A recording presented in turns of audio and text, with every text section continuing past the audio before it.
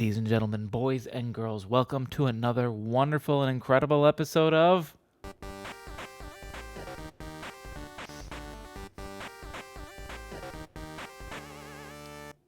Interrupting sub. That's what it is. Welcome to Interrupting Sub, the show that is just about subs like interrupting me. So I'm just gonna talk until another sub comes in and interrupts me, and I swear I will not stop talking until I'm playing this dangerous game because nobody else is here to sub. Thank you, Hef, for 28 months. Appreciate it. Sorry, excuse me. To Interrupting Sub Tunesday. It's the most special Tuesday of all, mainly because it's also on the 8-year. I need to use this thing more. It's just sitting on the side. I turn it on and then I just go, damn, those are cool lights. But you should use it more, you know? But it's the 8-year Tuesday anniversary. We got to 400. I think this is a good metric. I like that we hit 8 years and hit 4 years on that because I always say like, oh, I'm gonna stop once I hit 1,000, right? Okay, well now I know it takes 8 years to make 400 of them, so by that math, it should take me 12 more years, right? I think that's math's right.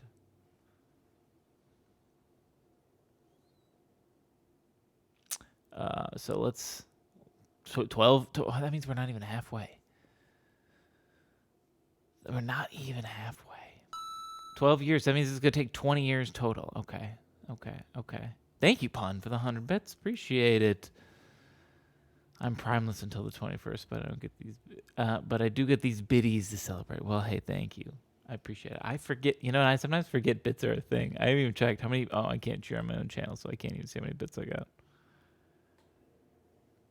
I heard a little sadness there in your voice. I guess I thought I was like, I don't want to say that thought I was closer to being done with Tuesday.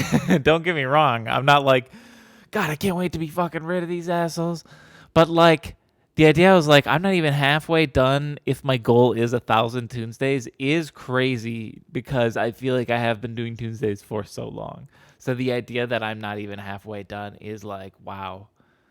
I don't know. I guess it's like a reflection of time just clicked, made a perfect like connection and went, oh shit, that's a long time. You wish it was more at this point. You never know. You have a giant collection of music. I do. I mean, I got 400 songs, and these are just 400 Tuesday songs. Like that's not even counting, I'm trying. Or I was thinking about that too. I was like thinking about the albums I've put out outside of it, just still under Slamhaus. Where I've got 2 Slamwave albums. I've got I'm Trying. I was thinking that because I thought of my lo-fi album that I haven't thought about in a long time after. I put out that like 3 years ago now. Maybe 4? I don't know. Forgot about that one entirely. So that's what, like 4 outside albums besides the now volume 33 that we're starting. It's a lot. Maybe some might say too much. Some. But what's one more at this point, right? At this point, what's one more musical corpse? No. What a horrible way to describe my music. The musical equivalent of a corpse. Just completely lifeless and soulless. That actually is a good description of like someone's soulless, lifeless, like corporate music, like whatchamacallit, Kickstarter funder background music. You could say that's a musical version of a corpse. Anyways, welcome to Tuesday. Let's write a fucking song. What sort of thing should we do? I'm hoping. Also, I might need to interrupt at some point, depending on if my dog needs to go out and use the bathroom. I was trying to get him to go out and use it. It's been raining all day, and he fucking hates the rain. He refuses to go out. I got him to go out this morning, and at least like made him go because he also wouldn't go last night because it was raining. But he definitely had to go enough this morning. But just as a warning, in case he comes over and says, "Okay, now's the time." But he's got like an iron bladder. When it's shitty out and he doesn't want to go outside, bro, just like, nah, I'm not moving. I'm not going. To the point where I have to make him. Otherwise, I genuinely think he wouldn't.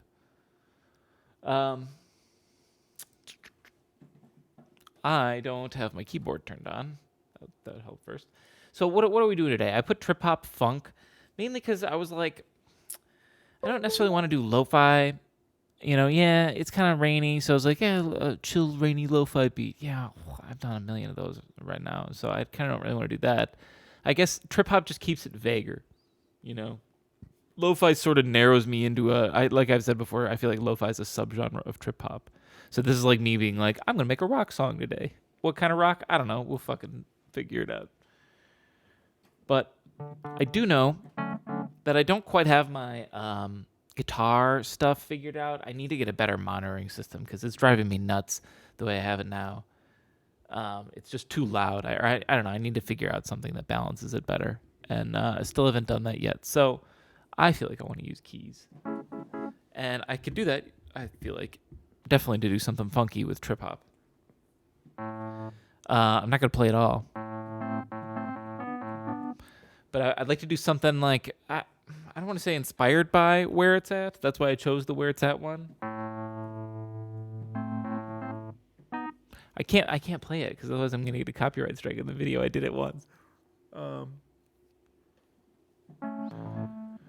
Anyway, actually, I should just learn it sometime in a different key, and then maybe I can always be safe to play it in that key, because the bots won't pick it up. Maybe. I would assume they wouldn't. It's like pitch shifting it back in the day. You used to do that when you uploaded stuff.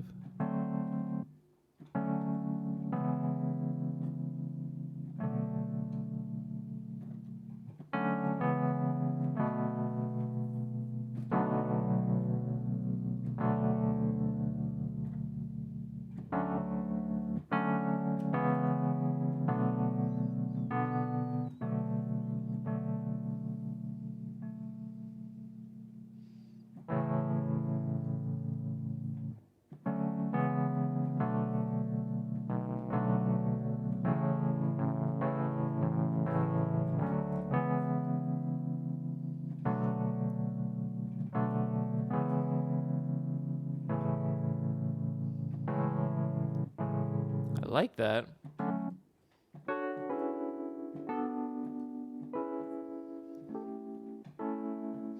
It's I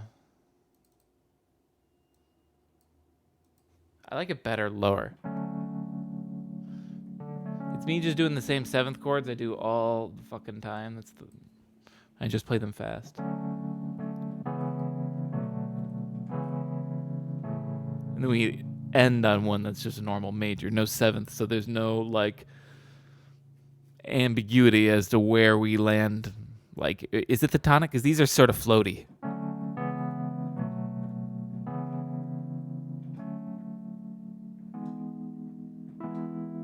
Oops. Okay, well.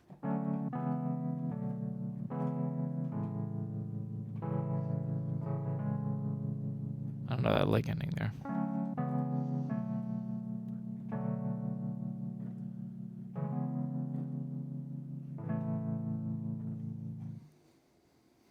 Now, I like that. And let me try to experiment with that. But I'm going to go up here. And I want to take a look at maybe using a breakbeat. First off, I'm going to see what's new this week. I always love checking the new stuff. So, I'm a cutting edge producer. I like to stay with my fingers on the pulse of the musical scene. See, good stuff like this. I think Billie Eilish is going to use this in her next album, probably. Yeah, well, okay. When she remakes Thriller. Game over. Anyways,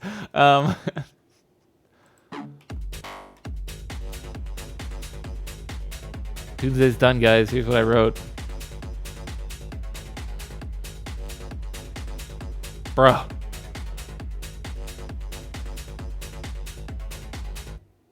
For real. This one's done.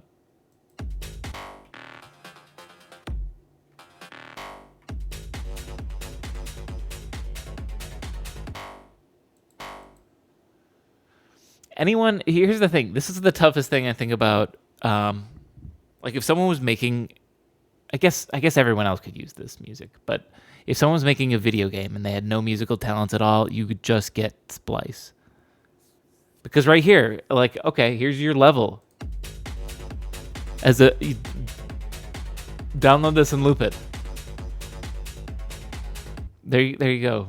You know, and sure, I guess it would get a little bit old now because it's only 14 seconds long, but I don't know. Maybe it's a section where you wouldn't hear it that often or that long.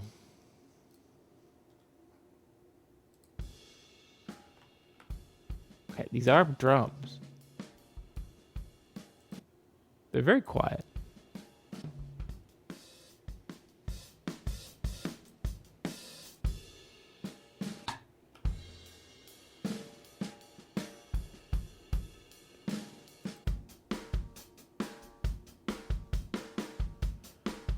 I like these.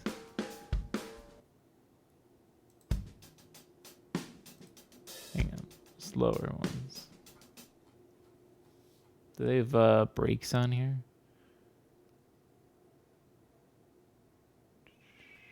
No. I just don't want to do the one shot. Hang on. How do I do loops only? There we go. Don't need those one shots. Here we go. Come on. Loops only, but BPM. God damn. Do I need to do everything for Splice? Fucking. I already sorted by BPM and then changing it to loops only reset my sorting.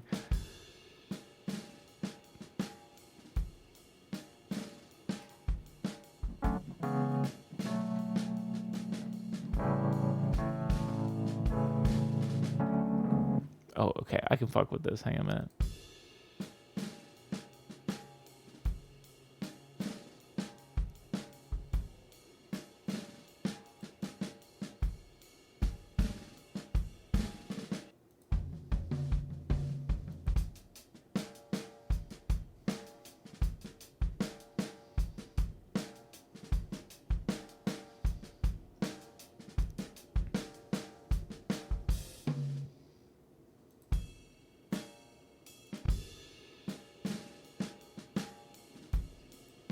Give me that one.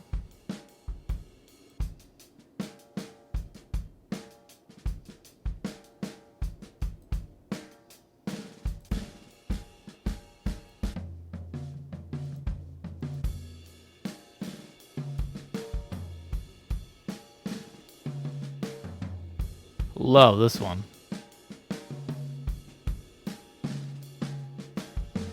Oh my god, this is an amazing pack. This is a new pack? Bro, this is why I check the new packs, okay? Real talk, this is why I check the new packs. Look at, they all sound very similar. This is this is the pinnacle drum pack because they all sound similar. He's got a whole variety of styles for this 78 BPM. He's not fucking, the producer isn't fucking with the filtering on each one so they don't mesh together. They would all fit perfectly together. This is like one of the few ones where it's like, this would actually be worth it to buy the whole pack, maybe. Maybe I should.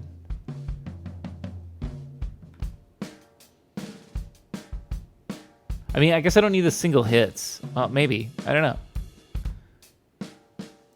How many samples you got in this whole thing? There's 282 of those. I think I might later buy the whole pack. Need some discount if I just get these sounds for 352. I mean, I got enough. It's not like it's more hang on. I'm going to buy them later. I'd rather just build the song the way that I do now.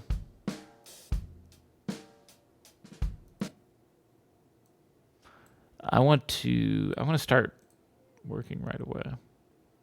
Because I don't necessarily know. I can't be like, oh, I need that one. I'm picking the ones that sound the most interesting, but I don't know for a fact exactly which ones I need.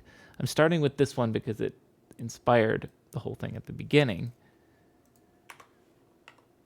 Turn it way down.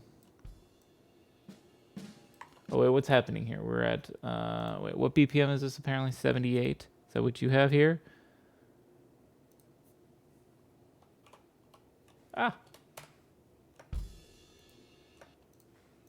Get rid of that.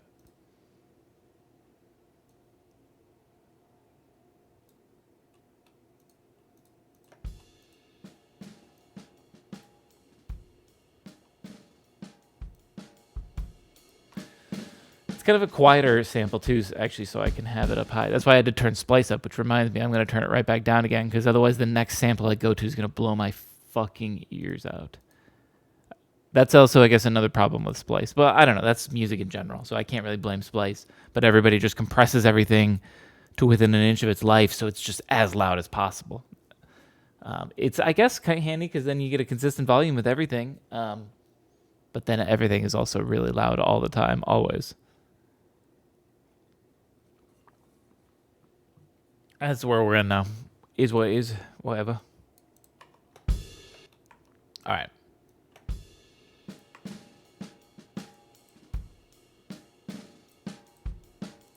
Loop this for a little bit.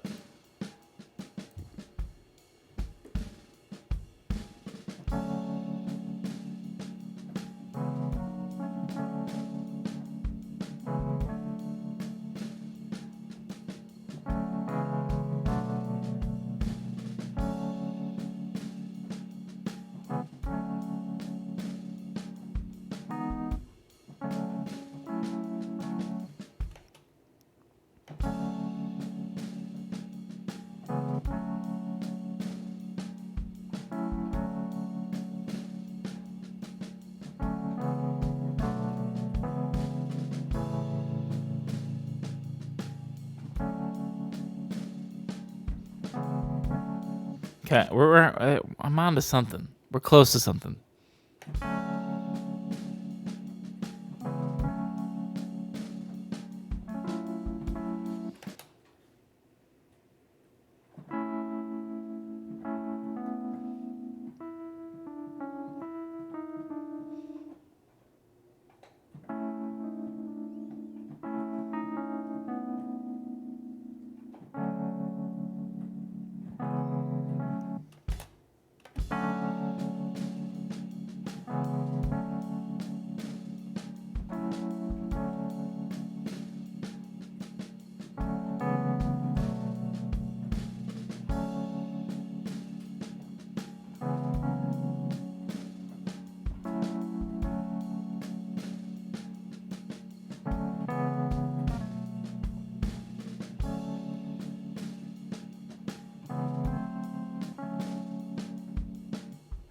I don't know that I like that F sharp that I go to.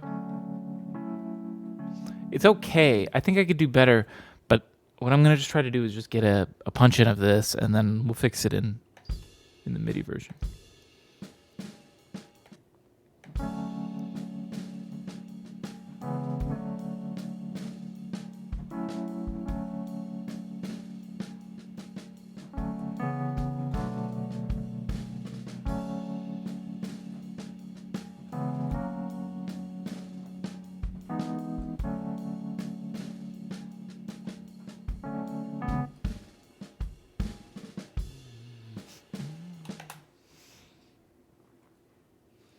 Because I think what we'll do is I'll transition to the A. The A will be the second part. So the first part's going to go.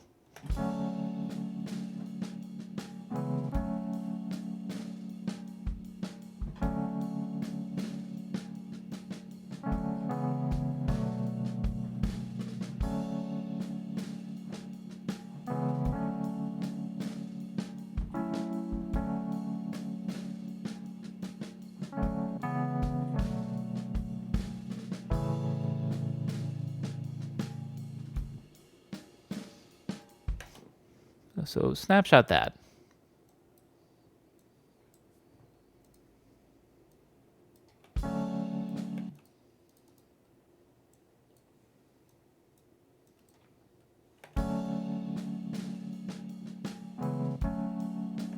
What's the beat on this one? Is it a triplet thing? Yeah, I think it's that. No, you know what? Hang on. I think I did fine. Just needs to hang a little longer. We need to get the sustain.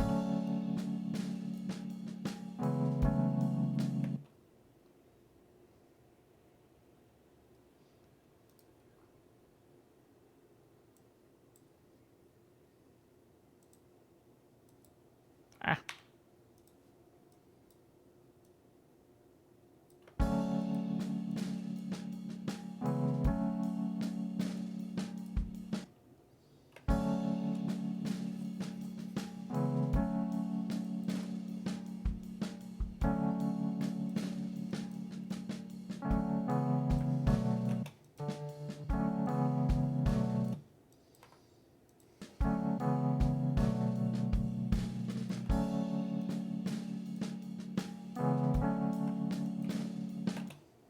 Okay, wait.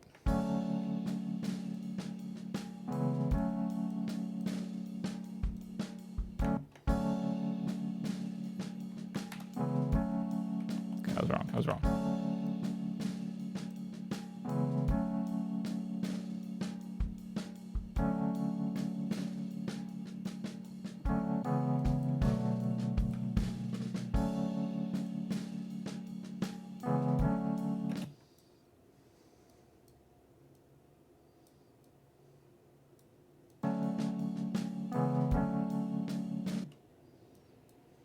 Where's that pedal? Damn, what a quick pedal that was.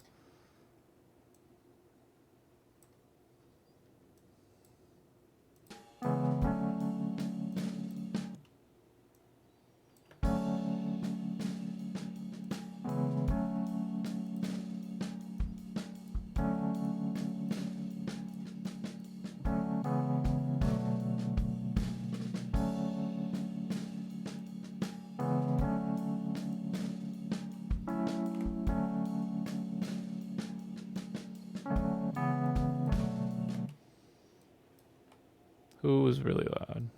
You.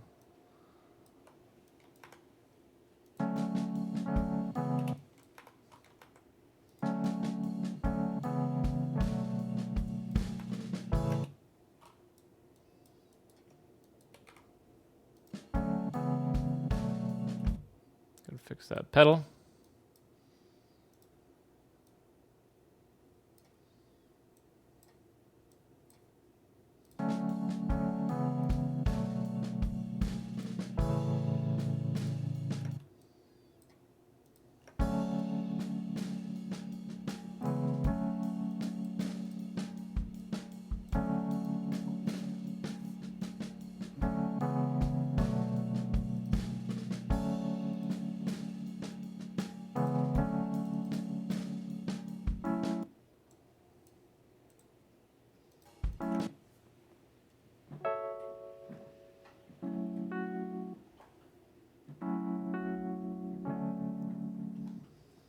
Maybe just that.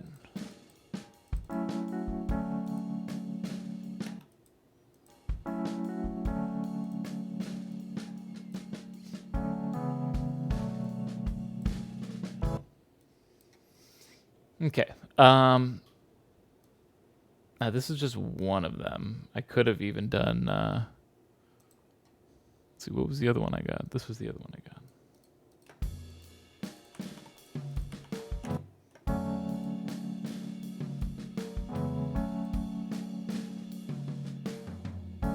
See, this is a great drummer too. Look at how good he is.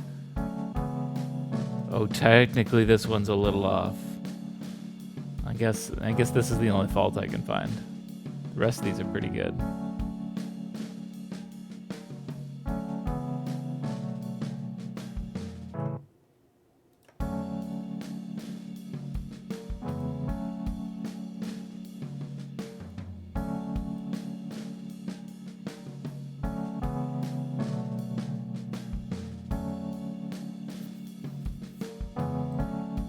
I like the idea too that I could, like I should look for an even simpler version because like maybe like the 3 times, maybe we bring this up 3 times in general, and each time is the different drums.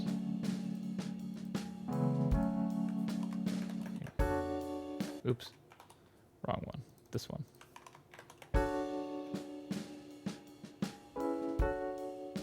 I just want to hear that sound.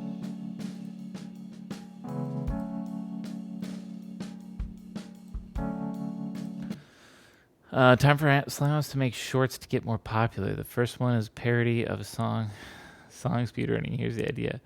Put 3 tracks down hurriedly, then overlay the whole song on top of it. Yeah, I've seen a lot of that.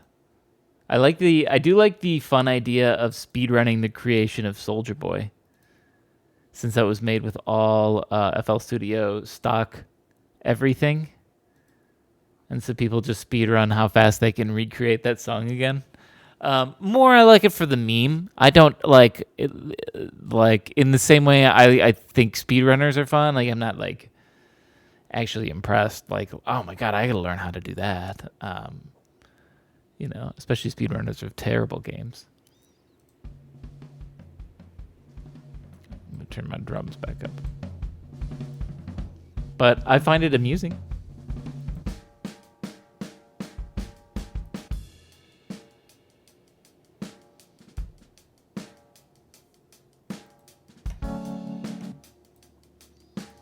Here's the fun thing too now, actually. I can just take this. I'm gonna consolidate it right here and loop it.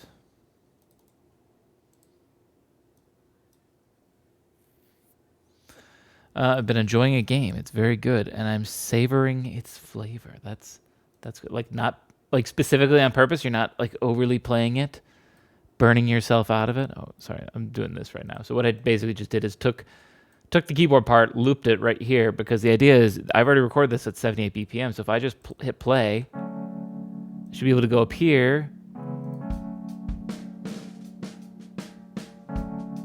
I fucked up a little bit on that, but here.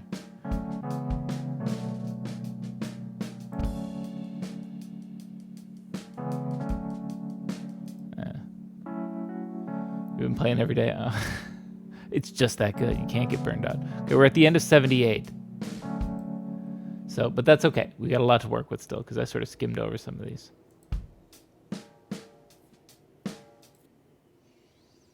I gotta give myself a little bit of lead in to when I can get this. Let's do this. Got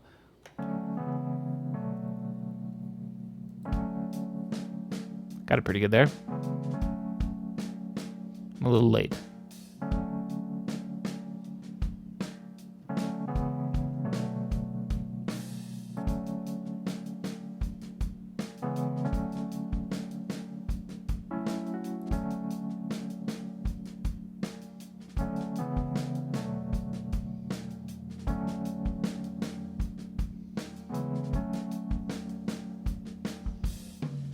I like that one a lot.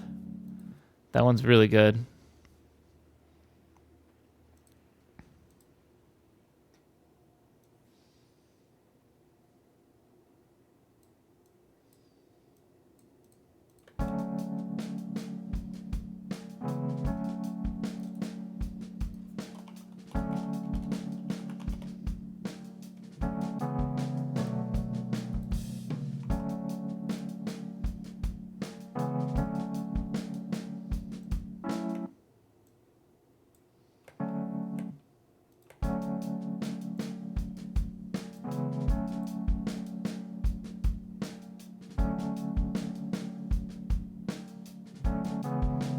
Could just use a little bit extra boom.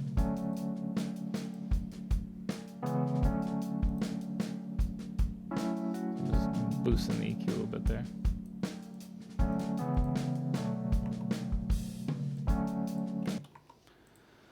I feel like I should save that part till it actually like goes to a new part. I don't know.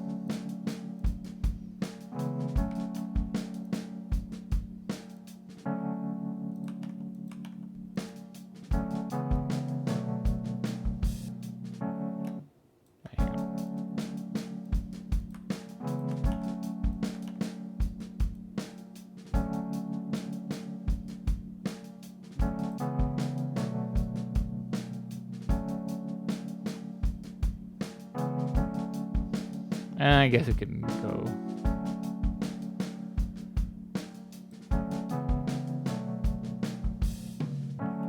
Actually, I like that more. Let's consolidate at that length. Adds a little more variety. Actually, hang on. Let me make sure this is. Yeah, that sounds fine. It sounds good. Consolidate that because it kind of makes that ending part a little bit more special then whenever we do bring this up. Let's see. I want to go back up still. I'm not done looking at these. So I'm going to actually go back to this part and go boom, boom, boom.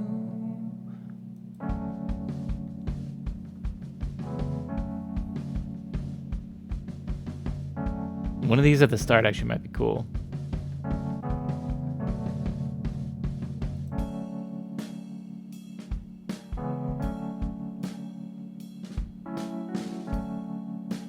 Let me try this one again, but with better timing.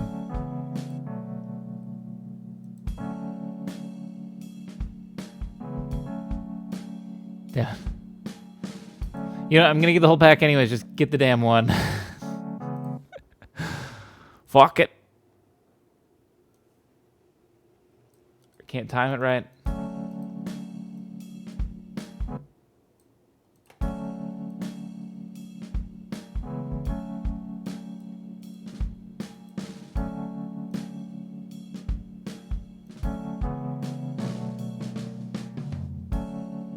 This is the best. By far. Hang on a minute. If I were to do this, though, I need to go back in here. I think we might have found the one that I want to try to keep the most. Right here, this needs to come with this. Right there.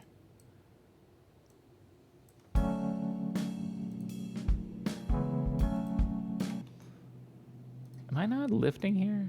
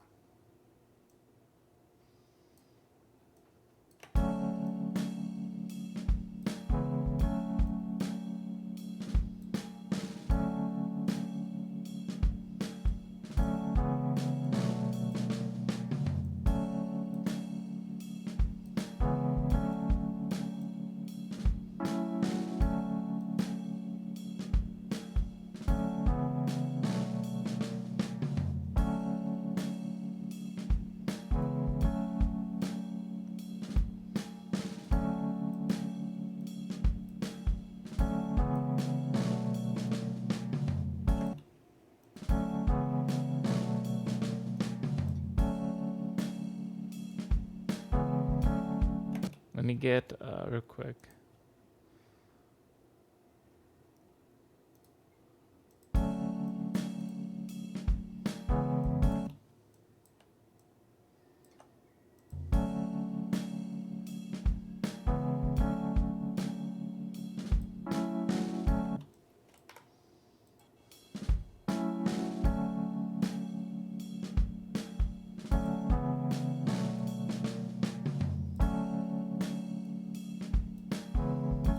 I'm going to get rid of these other ones. The only thing I did is I landed on A, right? I can land on an A. I know where it goes. So this is the ultimate. Oh, god damn it. I keep leaving the fucking wrong screen on. I'm sorry. As I'm like editing more stuff. I need a fourth monitor, believe it or not. The problem is I leave Splice open and I don't keep my monitor looking at OBS to see exactly what you guys are seeing. All I did was sort of fix up the timing a little bit on this because this drum part is the best. So what I did is actually just fix my keys to make it where this part comes in a little bit earlier, or the kick does. And I made the keys come in at the same time because it fits the beat better.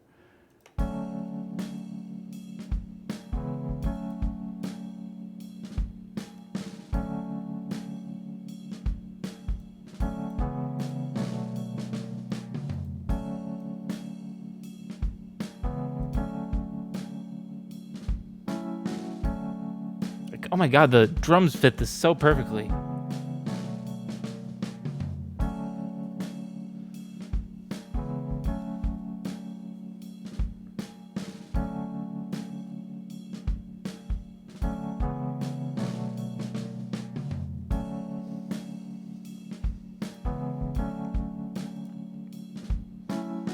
guess. I don't know what this one is. I forget.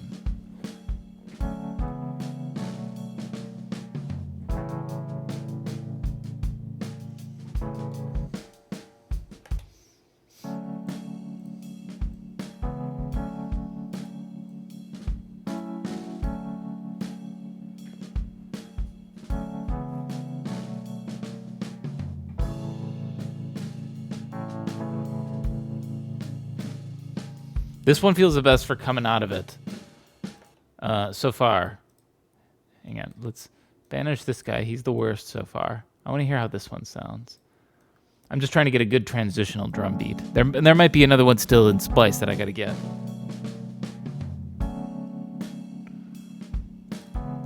Let me duplicate this so I don't fuck with the pedal here.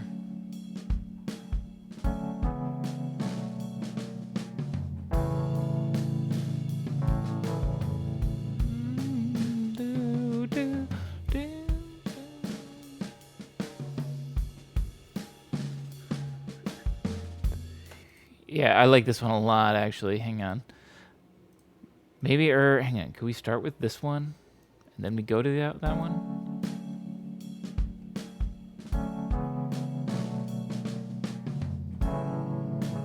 Oop.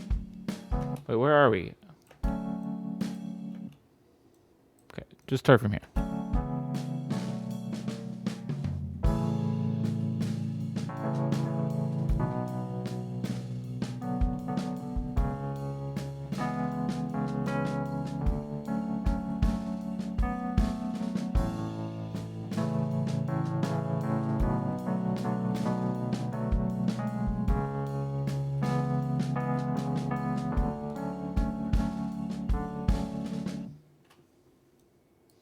Could do that. I feel like I've written a song like that before.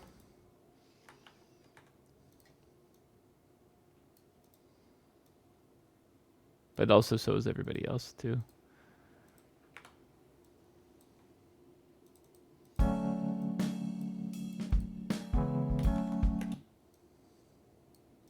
Real quick. And I'm not going to forget to switch back. Is there another Tom one?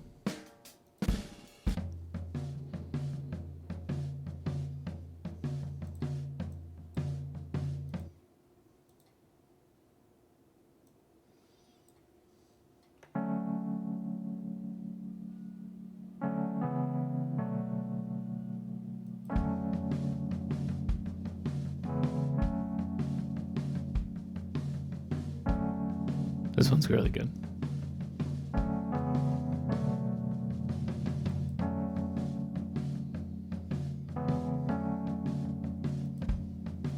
Give me this one. See, I remember to go back this time. Look at that. I'm such a good streamer boy.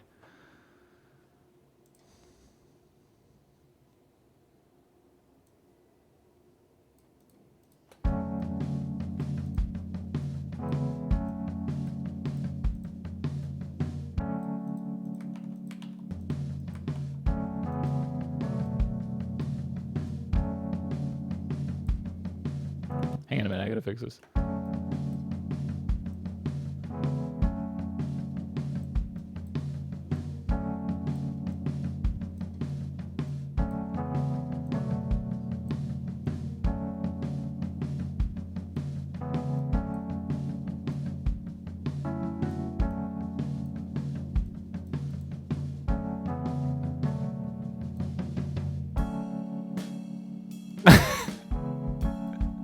It's like the most,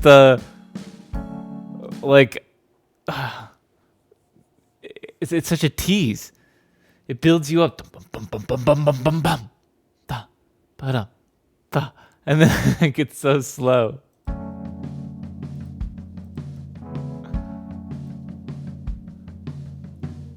I almost hear this one at the faster beat. 1, 2, 3, 4. 1, 2, 3, 4. Especially the way that the tom comes in, or the the end. 1, 2, 3, 4. 1, 2, 3, 4. 1, 2, 3. I can't do that. Are there any of the tom ones? It's a good sound, but like it just feels like such a tease. So I'm gonna go with that riff. And I feel like the riff is stronger than the intro. Wait. No.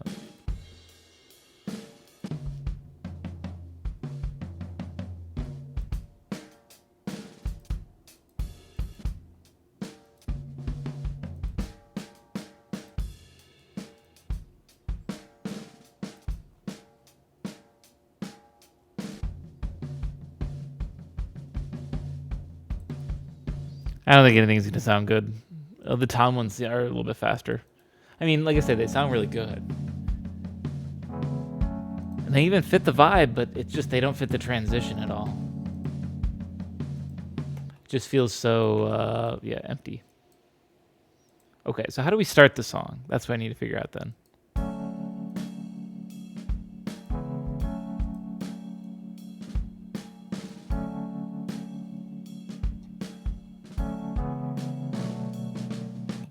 I could do like wait,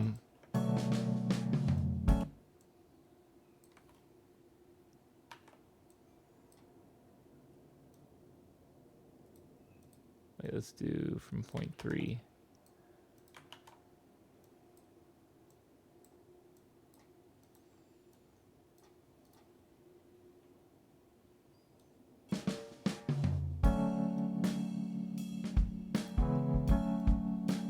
I don't hate that actually.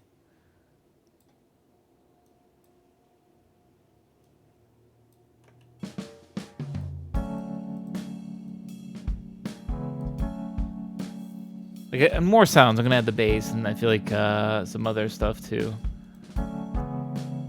We just sort of like get right into it that way. The other option too would be bringing the keys in for it as well, like we do.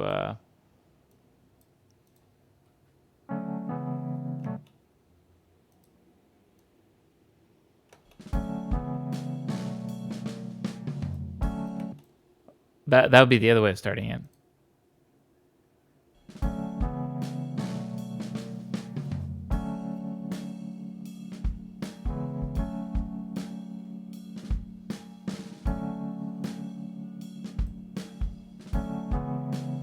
I kind of like that too.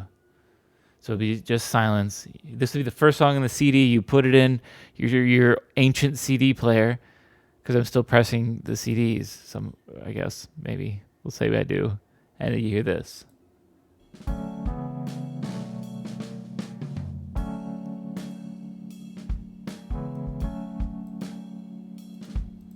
I'm gonna try that for right now, and let's say nobody else comes in, or at least, well, maybe that might change. We'll see, but a couple things. First off, save. April, what is it? It's the 2nd, right? 99% sure, yeah. April 2nd. Okay. For bass, I kind of want to do the Contact. They have this really nice, talk about it all the time. Really nice upright bass. And I feel like it just hits perfect funk sometimes, especially because this is almost turning into like, I guess I'm still gonna call it trip hop, but it's almost like jazzy funk. I'm gonna go for a little bit. So I feel like a good upright bass fits in that vibe a lot.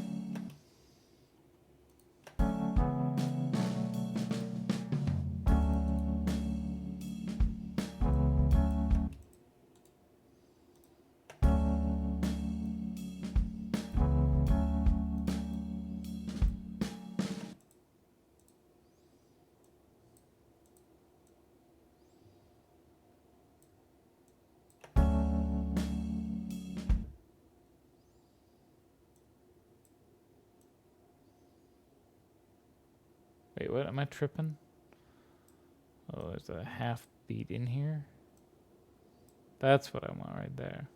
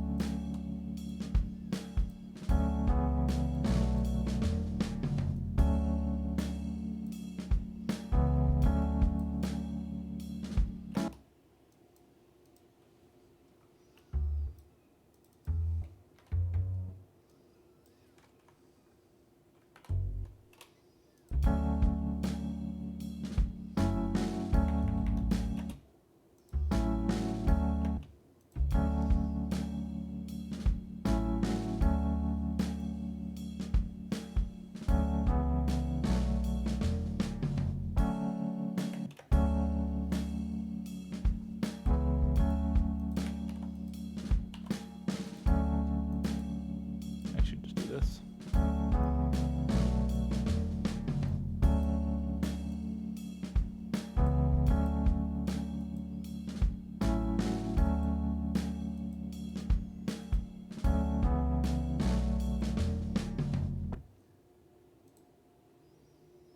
We'll see if it needs to go on that long.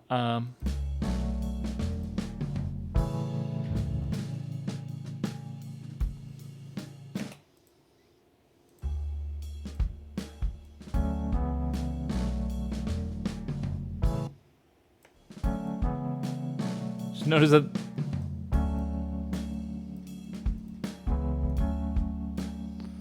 just noticed. Get rid of those guys.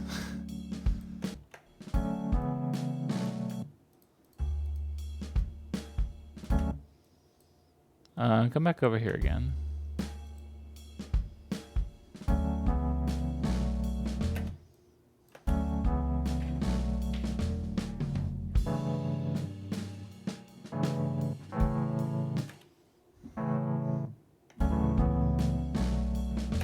I just noticed this. Your thing. Maybe you should wear green pants, put a camera on it, and chroma key it above your main OBS scene. Get those thirst views. You're right. I haven't leaned too hard. I should get a hot tub too while I'm at it and just right from there. You know? Just lean all the way in. That way I don't even need to stream from the music category. I'll just stream from the pools and hot tub one. I think there's more people watching that than music, probably.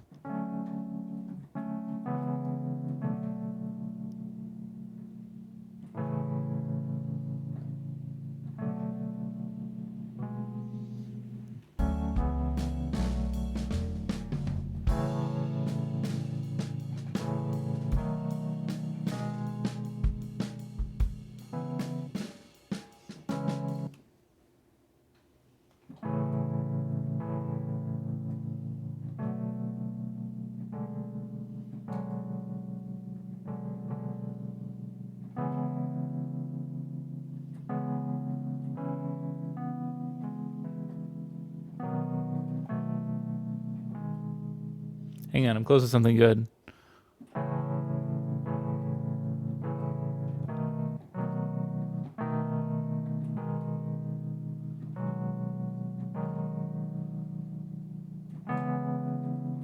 Ah, fuck. What did I have?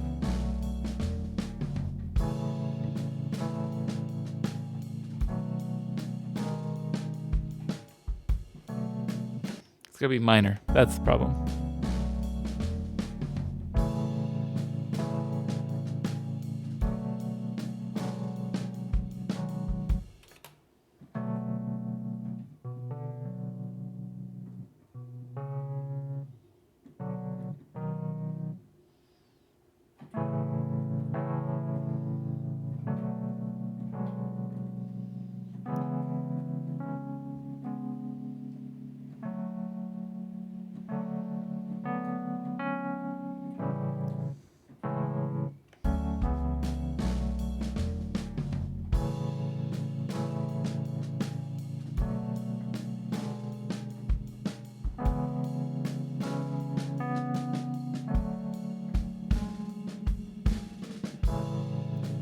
Close.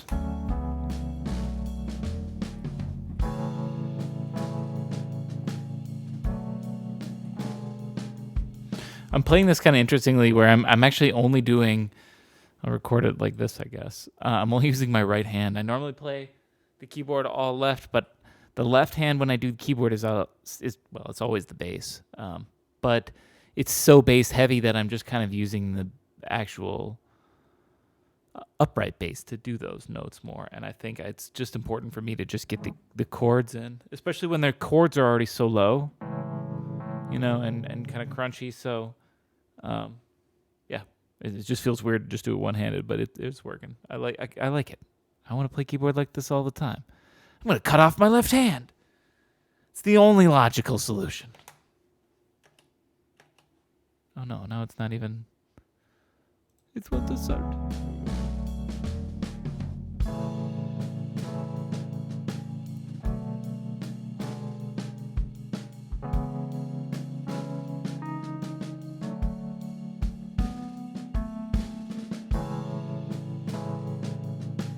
Okay, hang on. I got it. Here we go.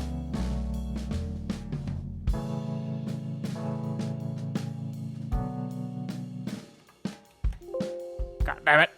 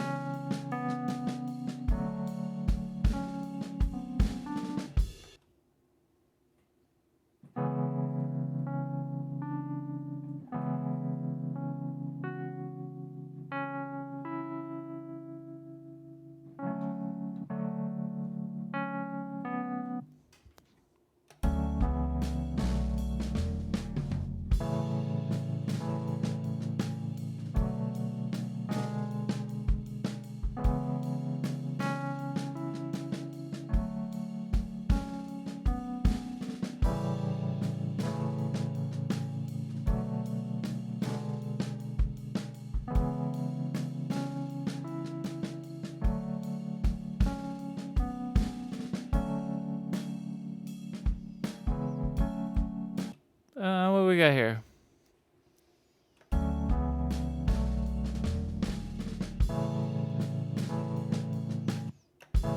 Okay, let's take this.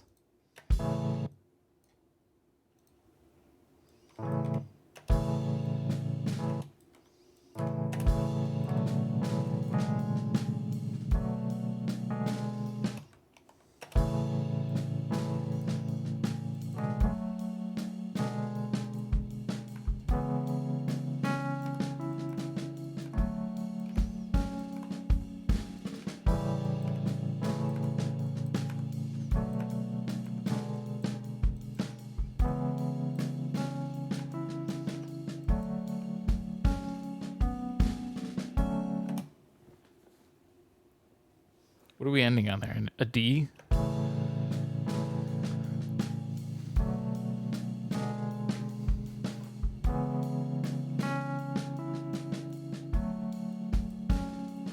Couple things. Too loud.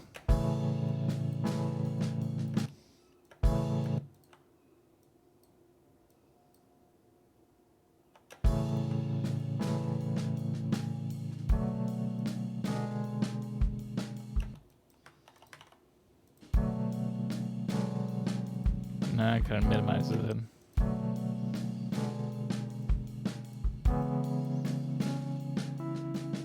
Does need to be the loudest note though.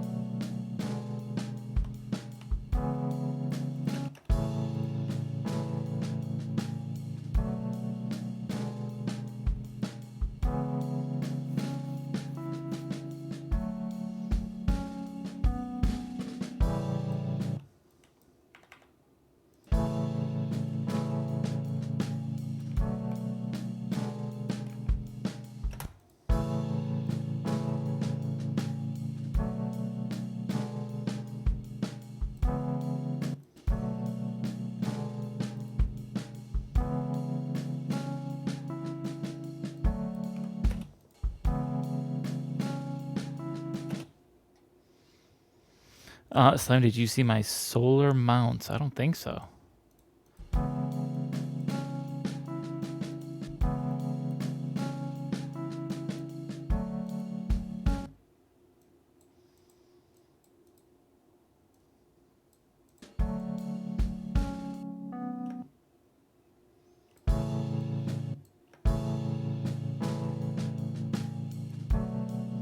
Oh, shit. Yo, that's legit. Get off the grid. Now, okay, never mind. I was going to ask a stupid question, but I answered it by looking at it with my eyeballs. Long project in the making. Looks like it. Looks like it. That's something that I've been trying to look into, like, well, not solar specifically. This more makes me think that I've been looking into rather than like renting a new place, because I'm gonna have to move out of this apartment I'm in eventually, probably soon, probably this year. And then I've been more looking at like, I'm tired of going from rent to rent to rent, try to find somewhere to buy if that's even possible. I don't know. Everyone says it's a bad time to buy, but it's always a bad time to buy. So, what are you going to do? Then I think about that, like doing like a huge home project like that would be like, would I have the dedication to do something like that? Always a bad time to buy. I know. Yeah. That's the thing. Anyone I tell it to, they're like, I don't know. I think it's a bad time to buy. I was like, I'm so frustrated by that, because I also remember, this isn't the first time I'd be thinking about trying to buy a house. I actually was looking for houses back in 2019, before the world fell apart and the pandemic and all that. It was in 2019. And I remember, and granted, the real estate person, I guess, couldn't have predicted a global pandemic, but I remember the person just being like, oh, this is such, you guys shouldn't be buying right now. You should just wait a year, and you'll get the prices will be way better. Just wait a year. That's what I recommend. That's my advice. Every real estate agent said that. And I was like, my God, if we didn't, and just like, if I'd gotten a house, like the rate that I'd have, the price that I would have gotten, it would have been incredible compared to what is out nowadays.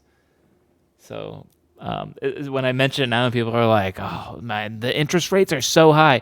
I'm like, yes, they are. But like, here's the thing. I predict in 5 years, we're going to be like, oh my God, you have a single digit mortgage rate? Whoa, yours is under 10%? Wow. What a deal.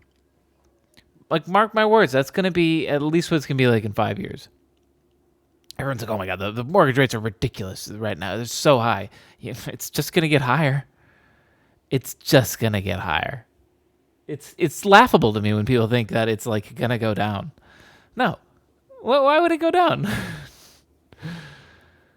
My mortgage, insurance, and taxes combined. That's amazing. My house was $42,000. It's now worth $190,000. That's amazing. Yeah, see, you came in that sweet spot too. And it's not like the people. I'm not like blaming the people that were like, oh, I didn't buy a house because they told me not to. Like, I was at that time, I was like, yeah, you guys are full of shit. I'm still gonna try to find a house, and I was trying to in that time, just didn't end up working out. But I remember thinking that, like, everyone telling us that, because I think of that now, because everyone's telling me that now, and it's just like, fuck you guys, y'all don't know shit. Everyone said it was a bad time right before it was the best time. And I know no one can predict the future, but maybe they can't predict the future now. Or maybe I can't, and everything's going to plummet. I don't know. Slam for president. I don't want to be president. I ain't your president.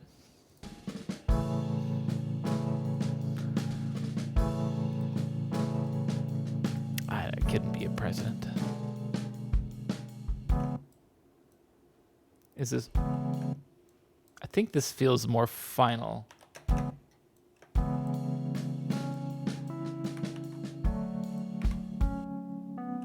I don't think there's a way to do this.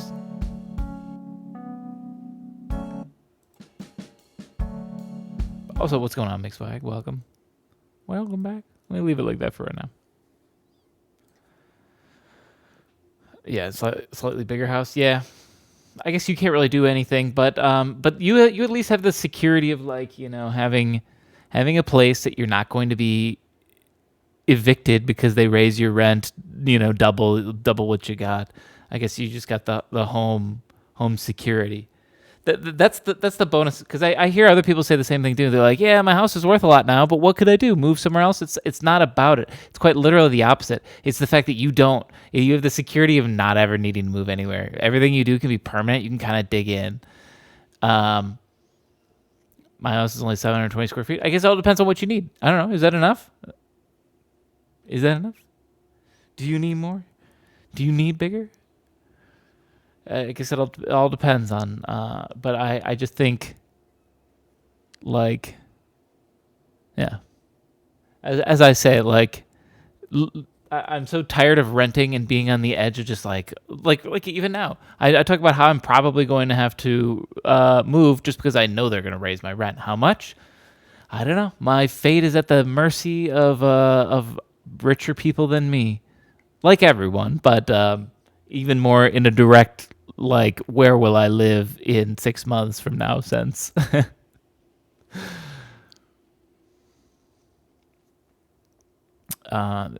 Who am I going to attract? That to be some mole person like me, exactly. And then then it doesn't matter your square footage when you just dig straight down, right? Does that keep getting added?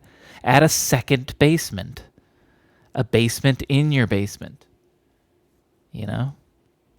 Just keep going down. Sure, your lot size can't get any bigger, but well, maybe there's regulations probably as to how deep you can go. Get a special mole person exemption. They probably make those.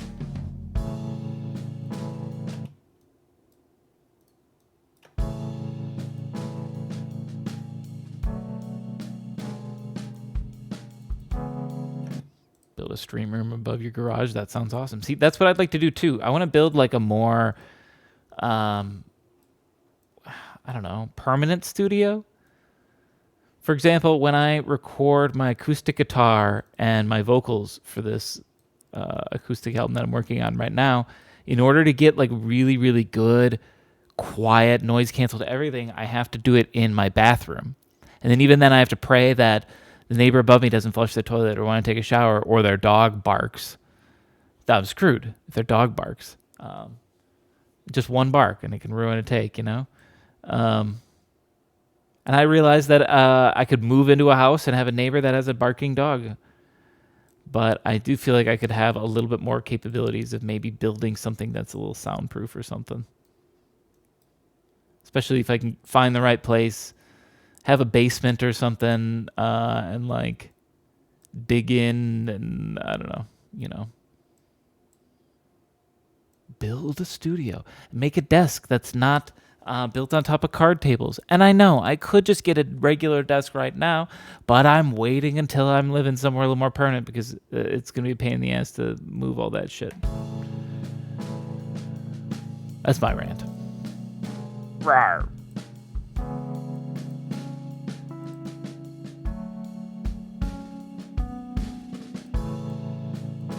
How does this sound with this other drum part?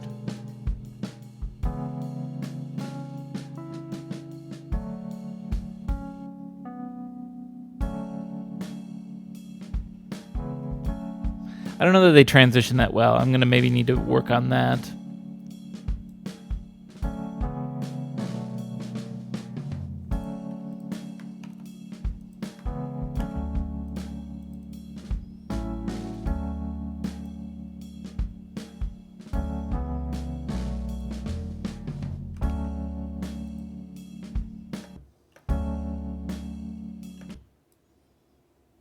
Let's see.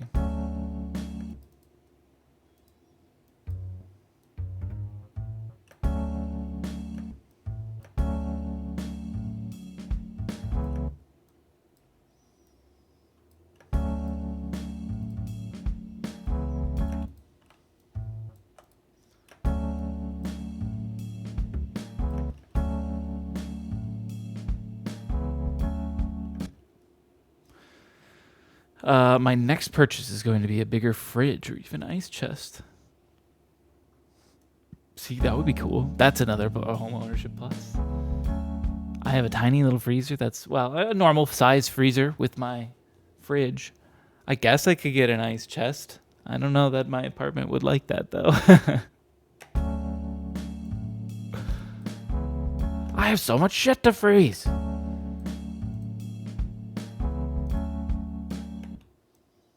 fridge is smaller than yours, I guarantee it, probably. It could be. I don't know, mine's just a normal ass fridge. So if you have something smaller, it could be.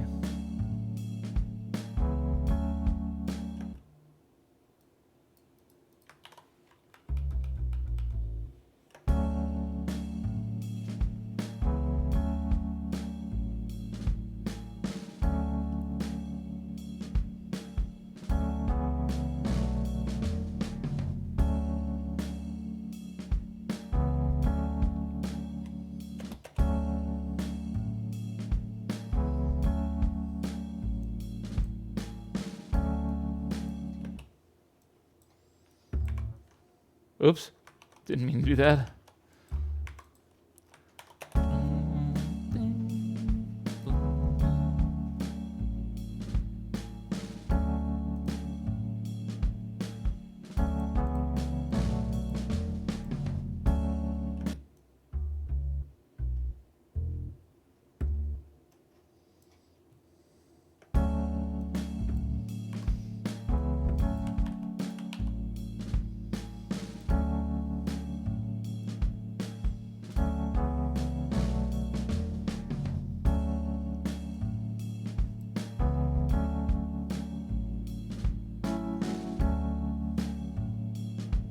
I like this for the bass then.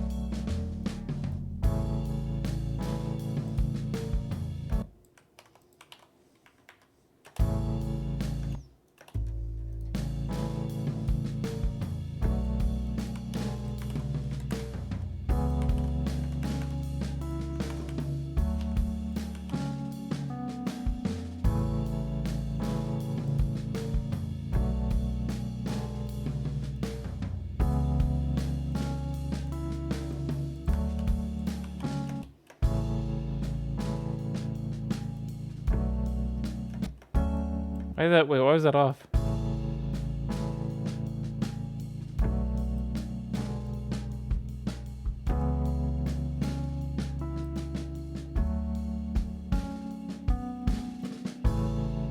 Wait a minute.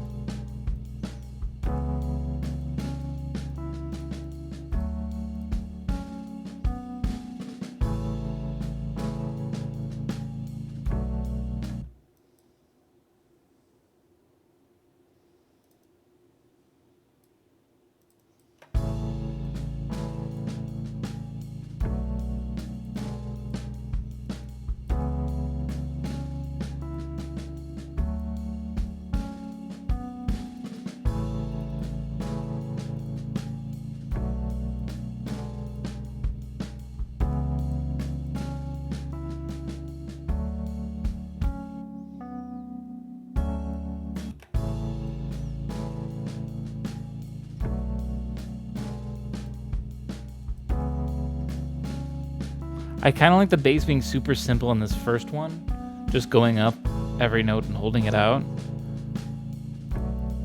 Then maybe the second time we bring in the chorus, it actually starts doing something different. So this is the second time. Because same with like then the drums keep building. I kind of like this idea because I have the option of like letting the drums come back each time and they're not just exactly copy paste. The keys are just like, this is like if this is our chorus, we're playing the same notes, we're playing the same keyboard, but we're just kind of jazzing everybody up a little bit more.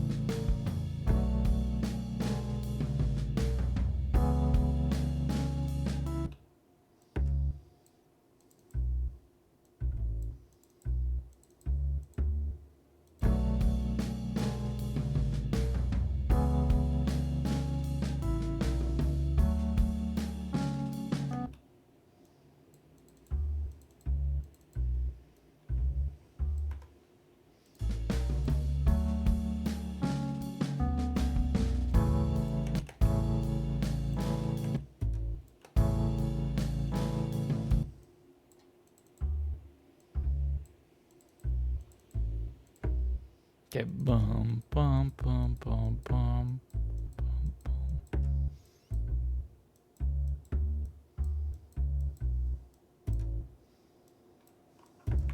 Boom, boom, boom, boom.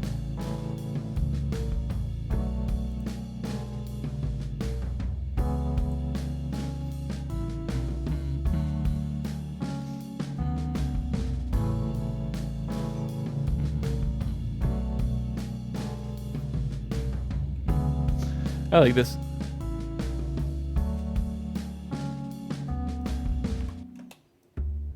Just let the last one hang out then.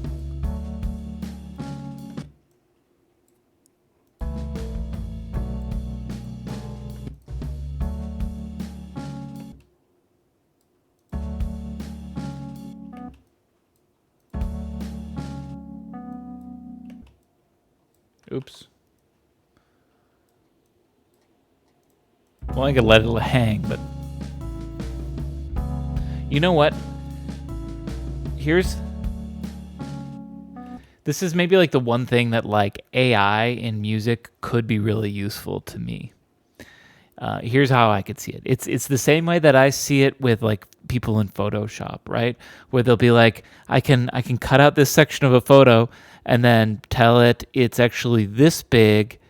Fill in the rest around it with what you think it is, and then the AI will take the context of the middle and then do its best to sort of like fill it into a contextual situation.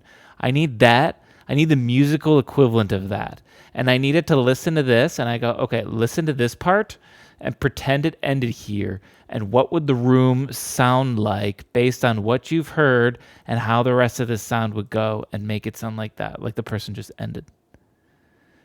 They updated my phone last night and put AI on it. Oh my gosh! Now it's like that movie, Her. You can fall in love with your phone. Congratulations, Hef. Let me know when the wedding is. Okay, I won't judge. I know about her. She's the future.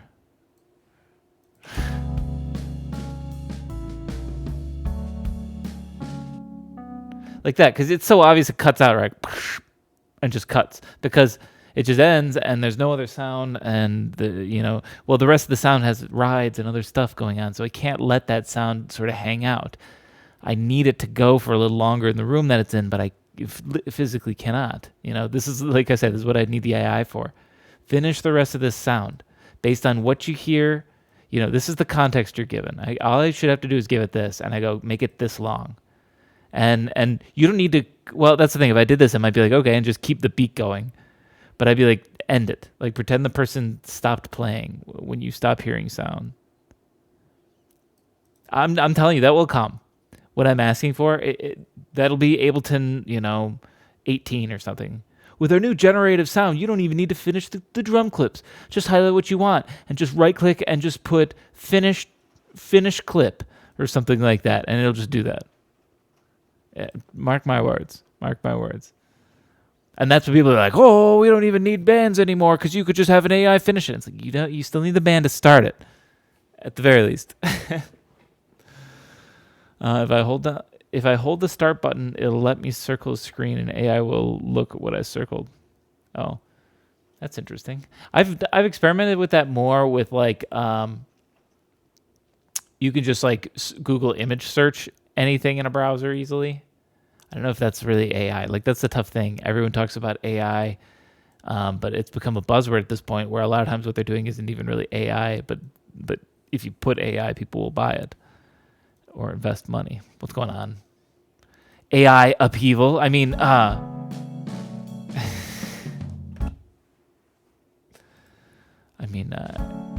Aeon upheaval.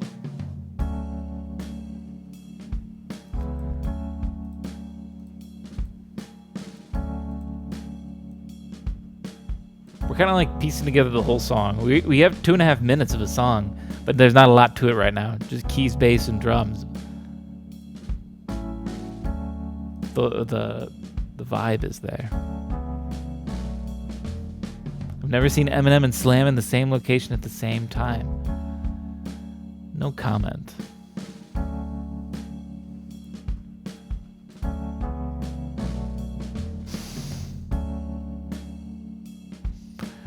Change your name to AI up there.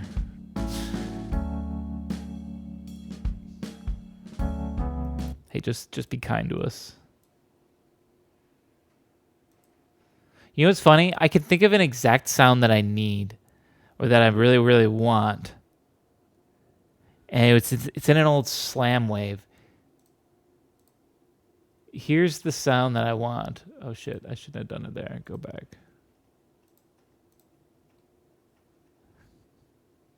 Why is my internet so slow right now?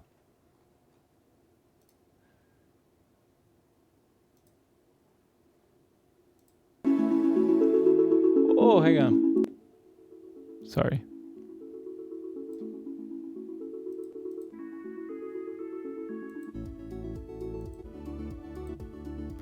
So in here, you hear that like shimmery sound that goes like,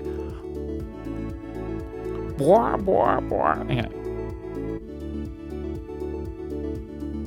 This.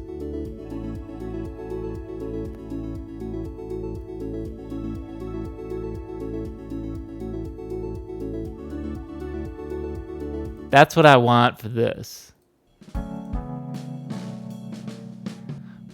Oh, come on.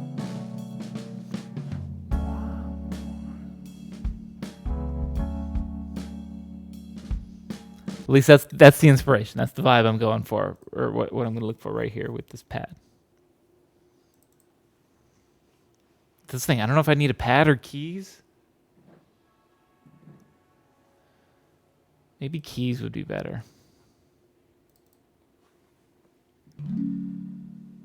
Yeah, probably.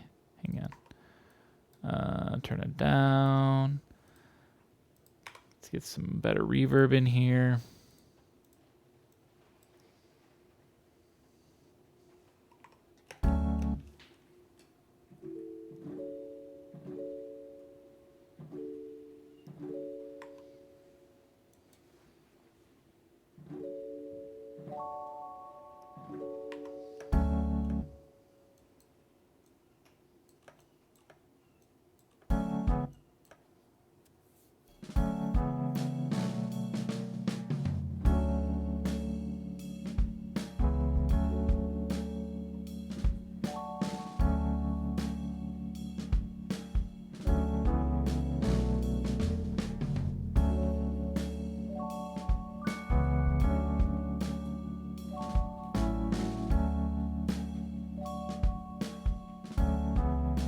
Kind of like it on the offbeat, actually.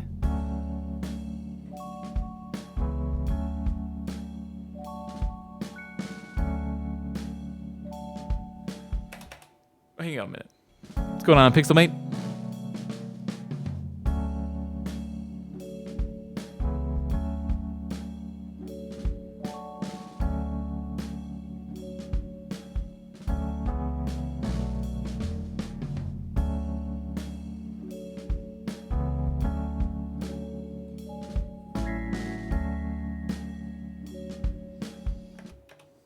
Try one more time.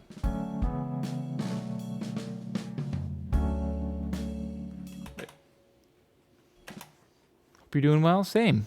I'm doing good.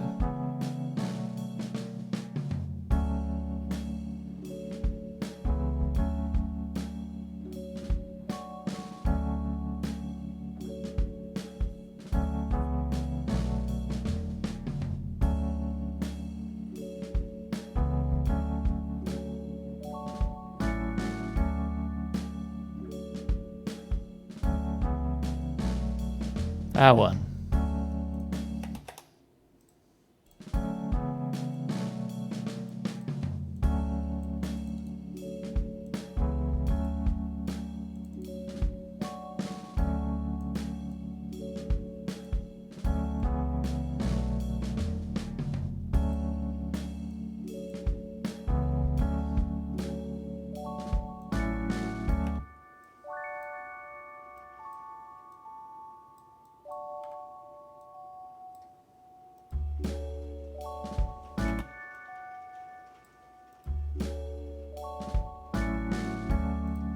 Last one's a little loud.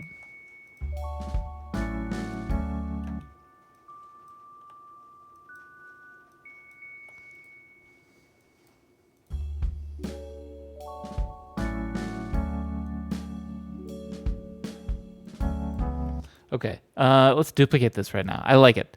It sounds good. But maybe there's something better. I'm curious. This was the first one I clicked?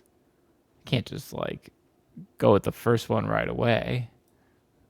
I mean, we could, but we might be missing out, right? Let's try. Where are we?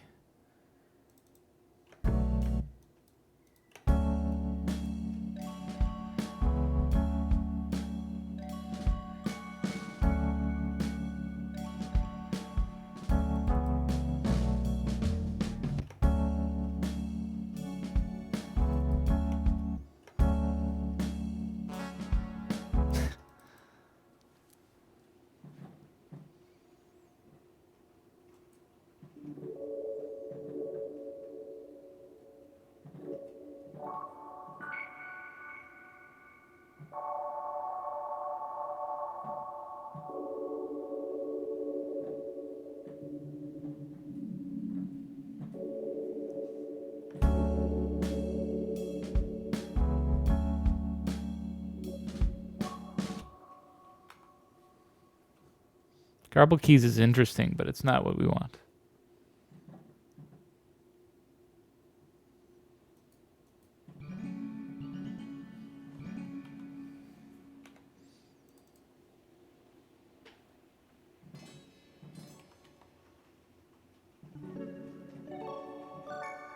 Ooh.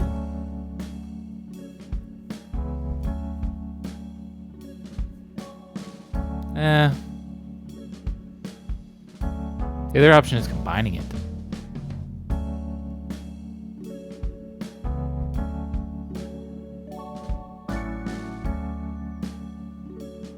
Nah. Yeah, let's keep it with what we got. Sort of wrote it for this thing.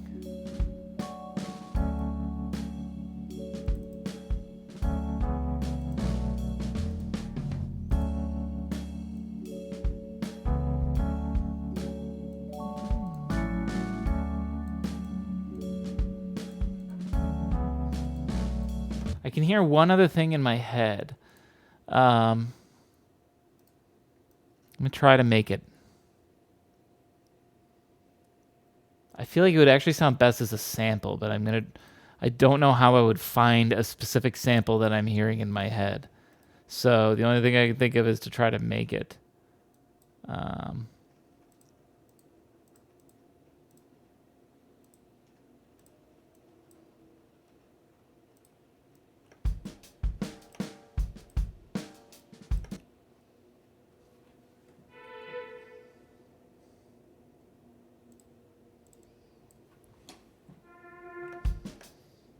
Okay.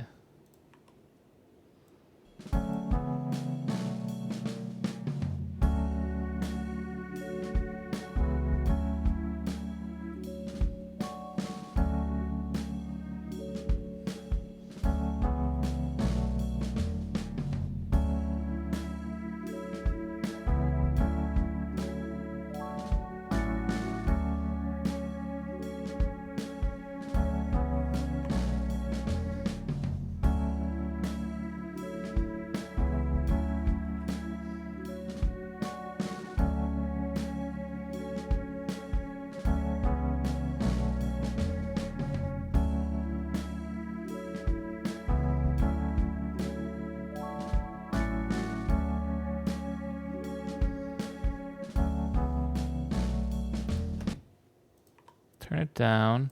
Give it some reverb.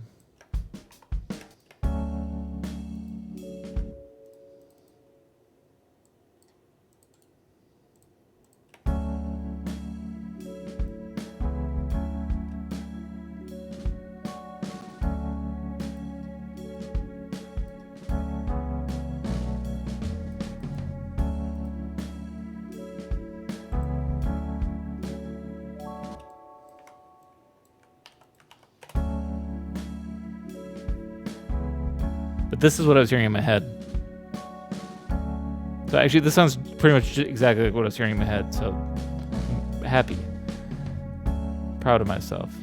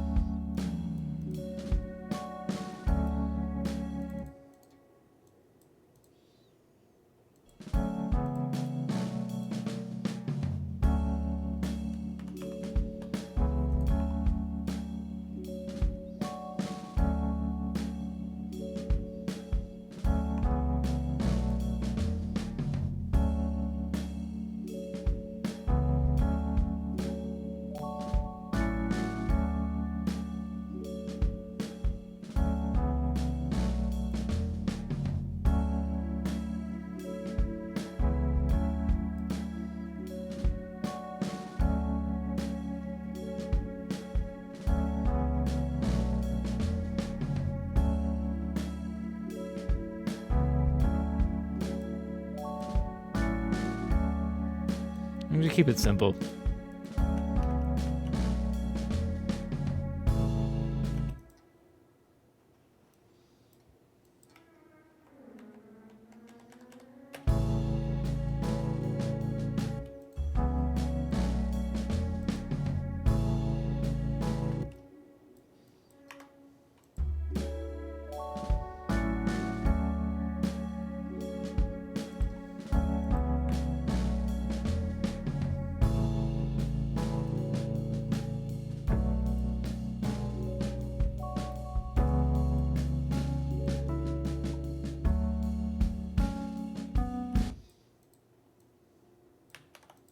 Hang on a minute. I fucked that up, but I kind of like it. Hang on.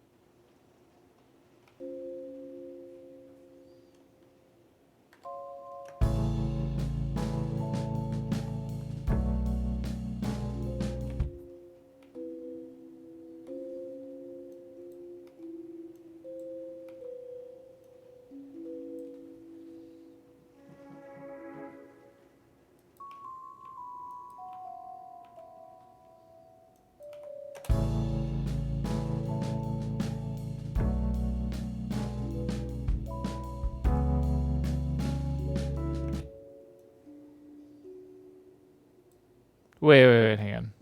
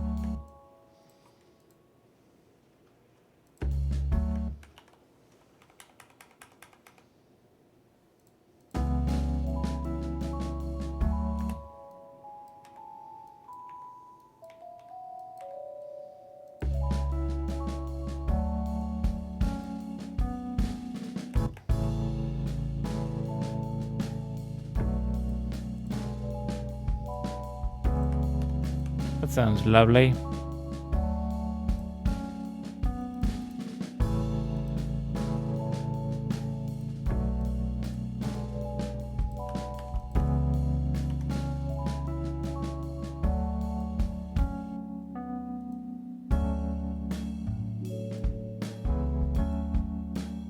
Transition still needs some work, but this is sounding nicer. Okay. So now we got 1, 2, 3, 4 parts through the whole way so far. Well, not the whole way necessarily. It's 2.5 minutes. We still might do a little bit more. But I want to get some more set in stone here. So I think this whole intro sounds good. I don't want to oversaturate it.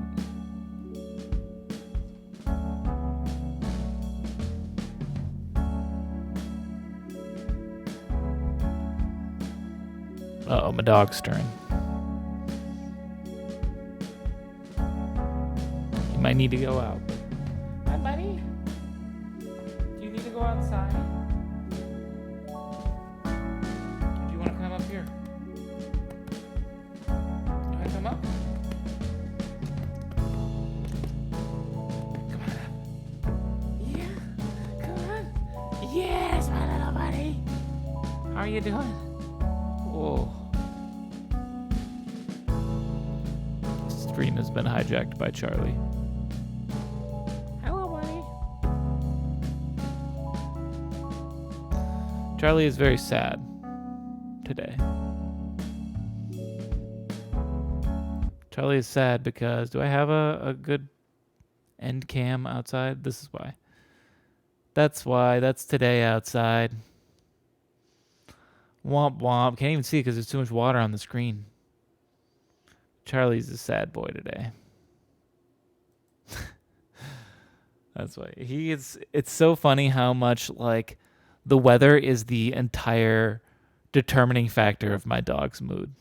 If it is bright and sunny out, it is the best day ever, and he is fun and he's happy and he's excited. If it's cloudy, he's less excited. If it's raining, it's like someone died that he knows. He's so devastatedly sad when it rains. I wish there was something I could do. Sorry, buddy. It's going to rain all day. He needs to get taken out at some point because he refuses to go outside. I made him this morning to actually make him go to the bathroom. But he hasn't been since this morning, so I'm expecting a bathroom trip soon. I tried to take him before I started the stream, and he was like, fuck that. Nope.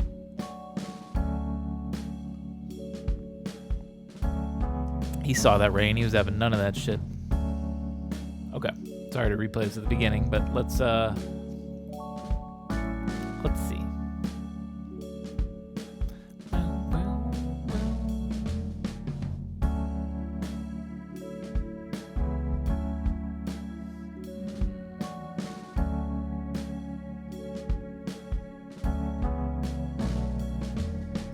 It does feel like the violin should maybe... Well, no. This was the other idea I had. I forgot.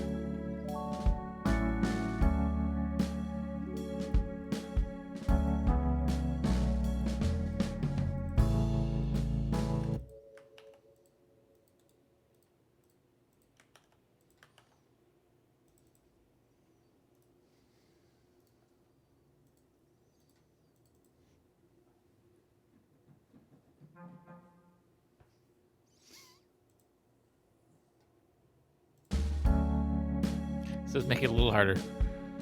He's sleeping on me like this. So it's like, how am I going to play? Reach over with my left hand.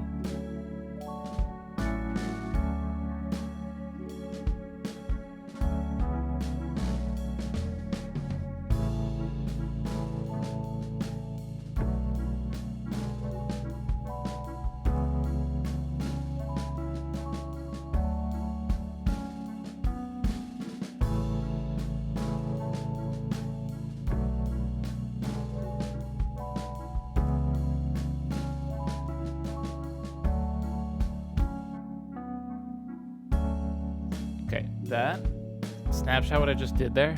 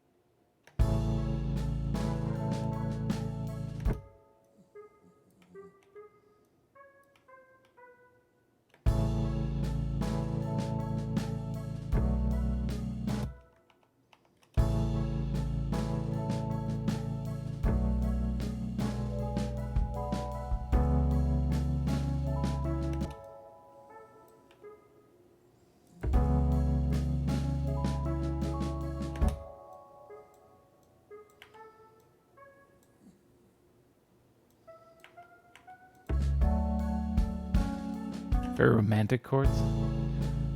Thank you. I think that, yeah, this middle part definitely. I could hear that. I'm not getting this quite right yet.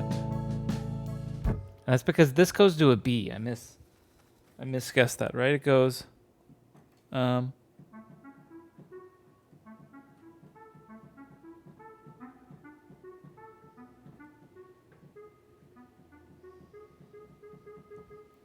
G sharp is very important, but I'm hitting it here. Maybe this, and then...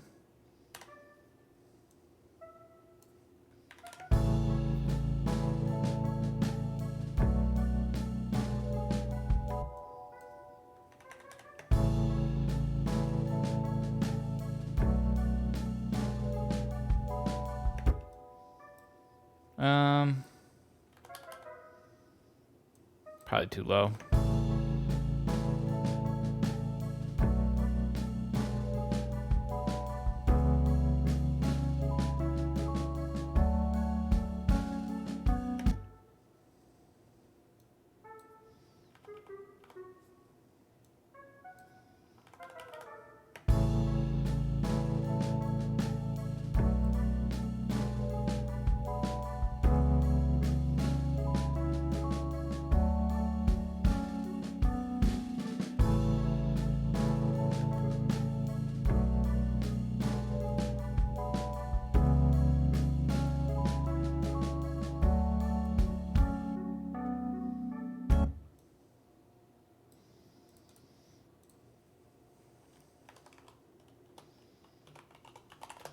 Do I have the same filter on this? I do.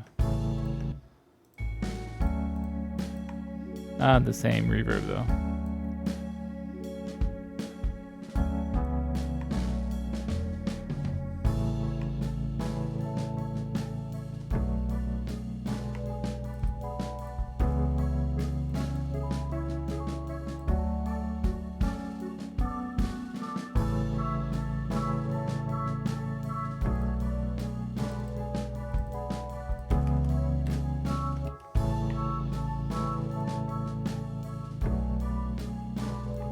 I don't know if more winds are right.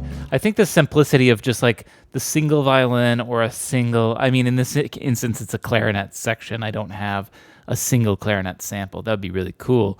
I'd be skeptical about how good it sounds. In my experience, single instruments like that don't necessarily sound super realistic when they're replicated on synth. They can sound realistic in a whole, but...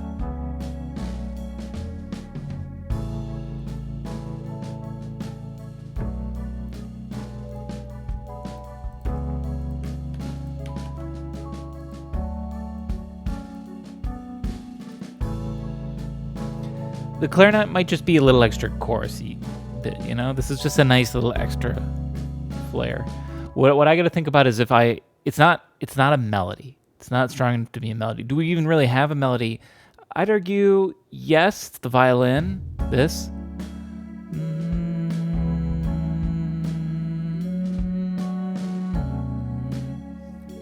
It's really simple, but if these were words, people would accept them, right? If I was like,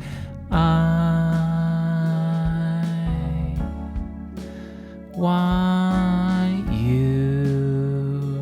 You'd be like, that's the melody. Right? So. Wait, hang on.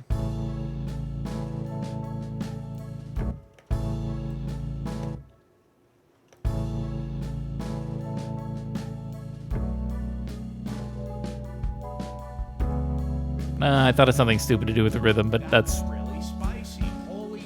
Yo, Raven, thank you for the raid. Welcome one and all to Tunesday.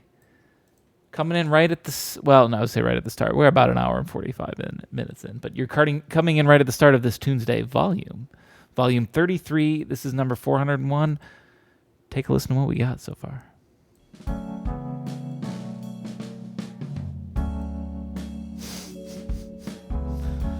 A goblin raid with some goblin aids. Or maybe you're just goblin aid like assistants. You listen for a bit? Okay. Well, Oh, then why am I playing this movie? No, I'm just kidding. Glad you're enjoying it so far. I'm liking this one. It's funky.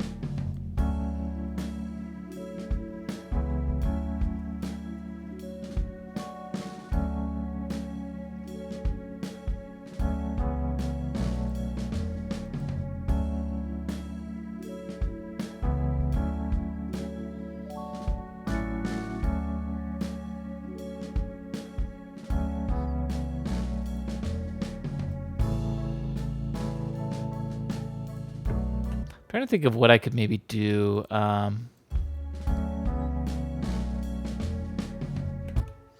what I'm gonna do real quick. Go back up here.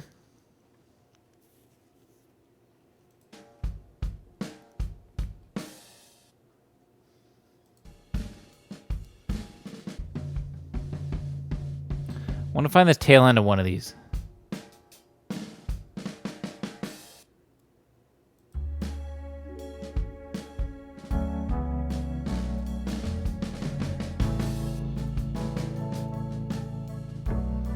I just want to, here, let's do this. Duplicate this real quick. Delete everybody on here.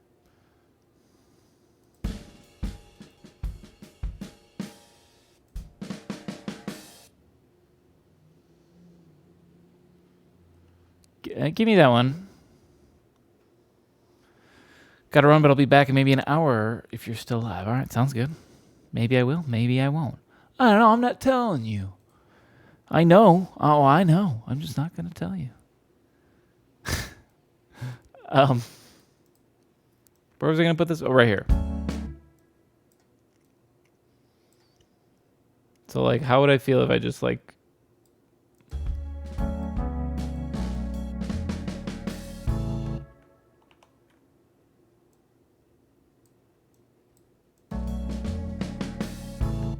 it feels disjointed.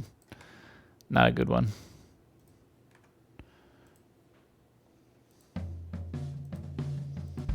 Wasn't there another... This one.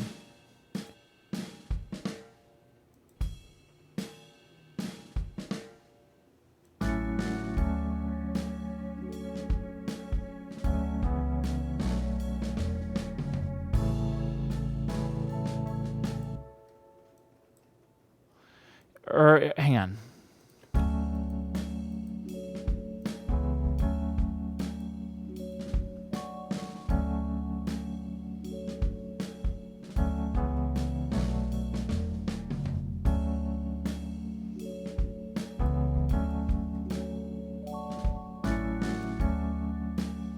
Maybe not.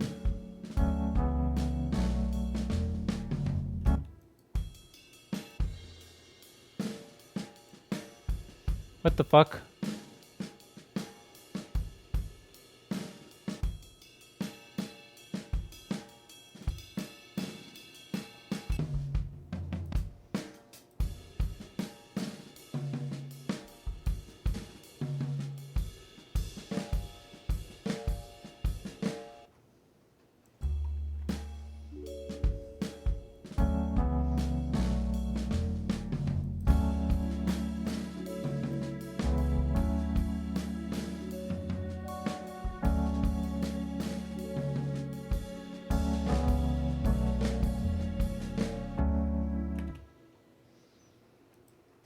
Give me that one. I'm getting desperate here.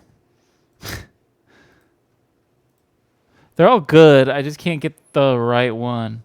It's got to fit in just right.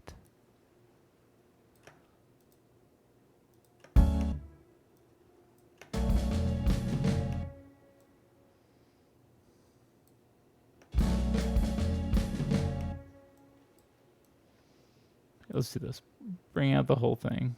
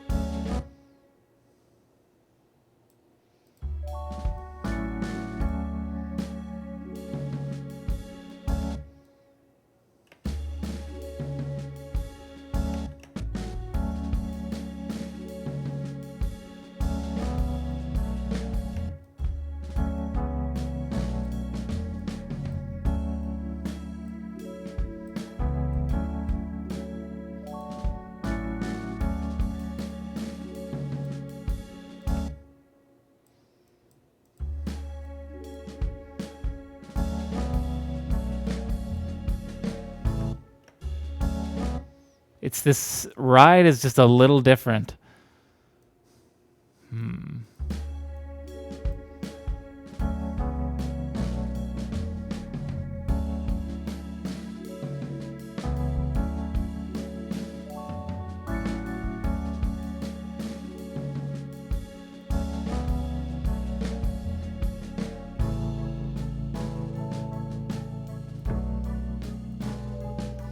Is that too weird? Hang on a minute. Let me hear this whole thing.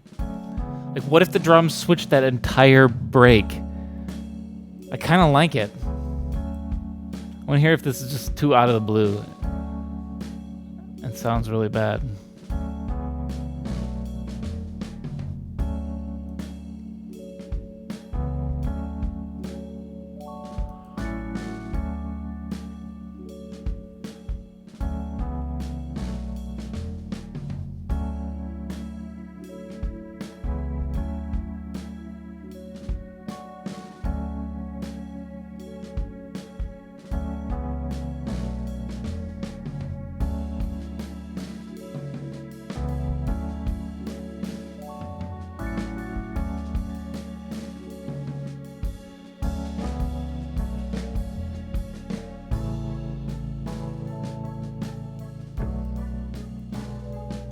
I kind of like it.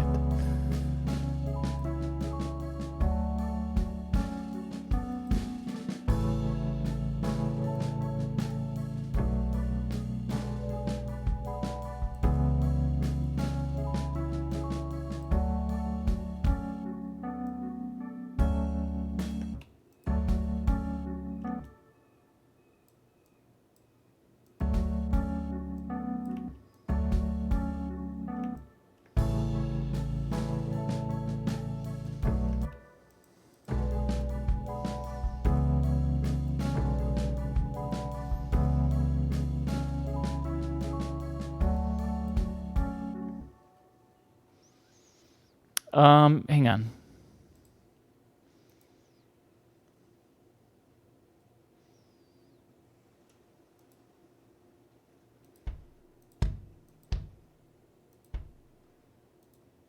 Give me that one.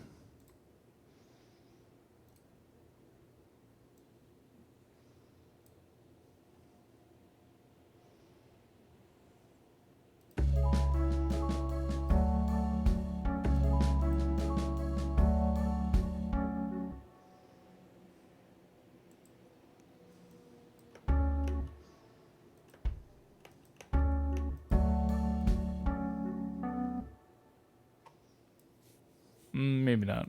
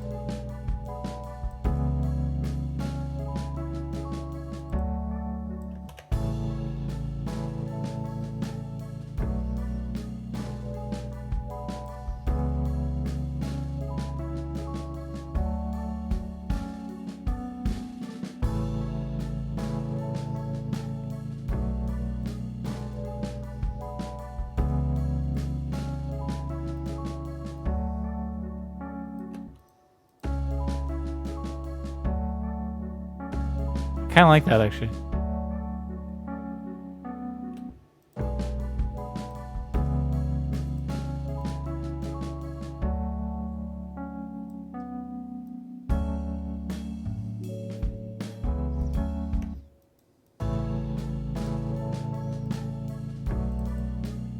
Tempted to do something then like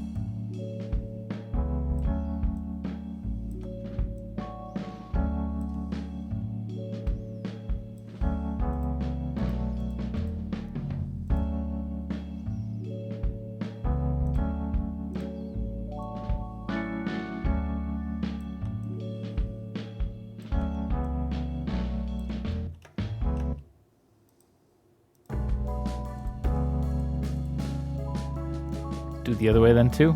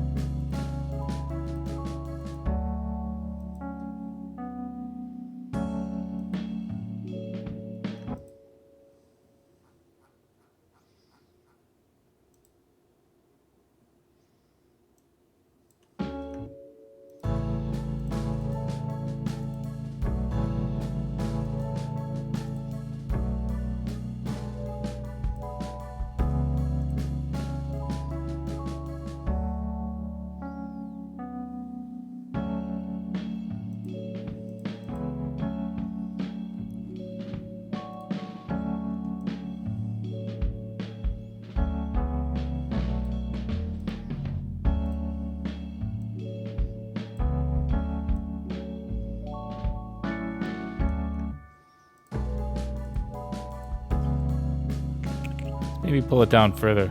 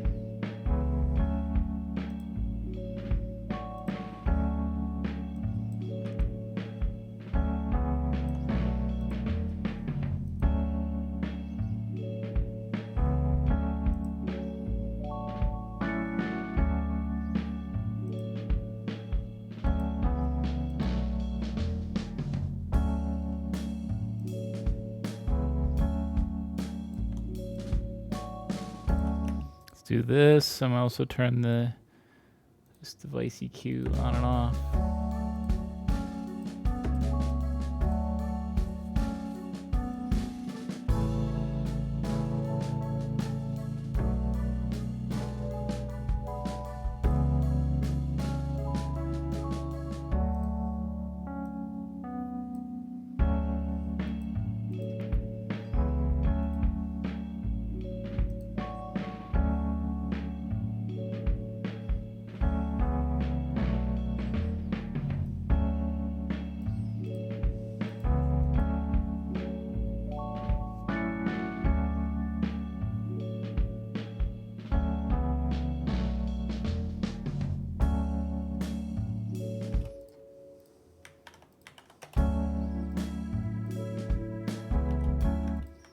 Do we start again right with that actually?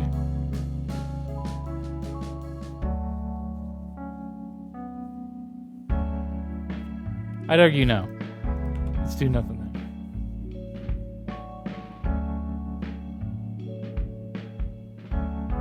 It needs one new sound, but just one. Something probably on the high end. So that way it's like really like I could show it off, and when it comes in, it's sort of like, well, it's filtered. It'll be filtered a bunch, so it'll sound totally different as soon as we drop the filter off it. So it's almost like hiding what it sounds like when it comes in.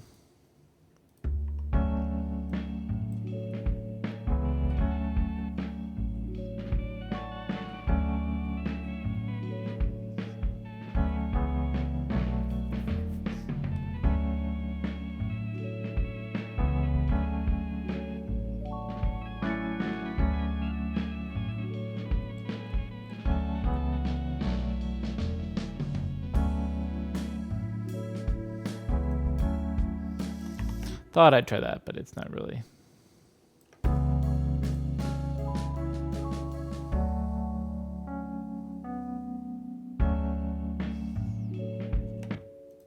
do kind of want something like that, like a cheesy synth. I feel like, and I do have some cheesy ones in synth 1. So let's dig through there. Take a look at what we got.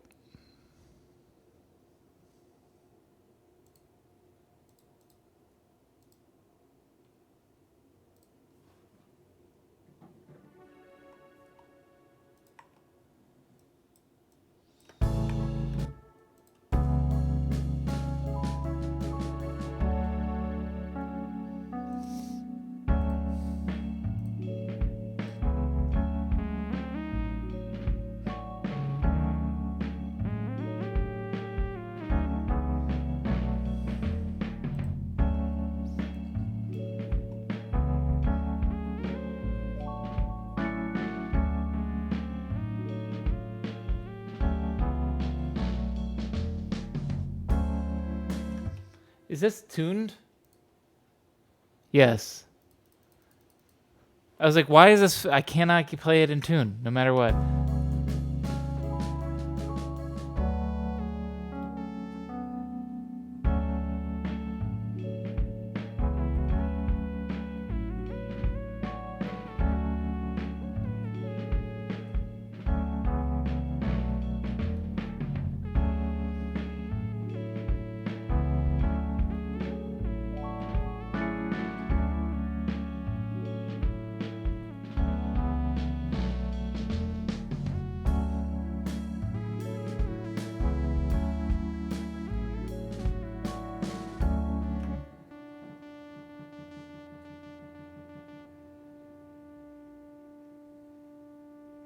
Is it the LFO? What's making it do this?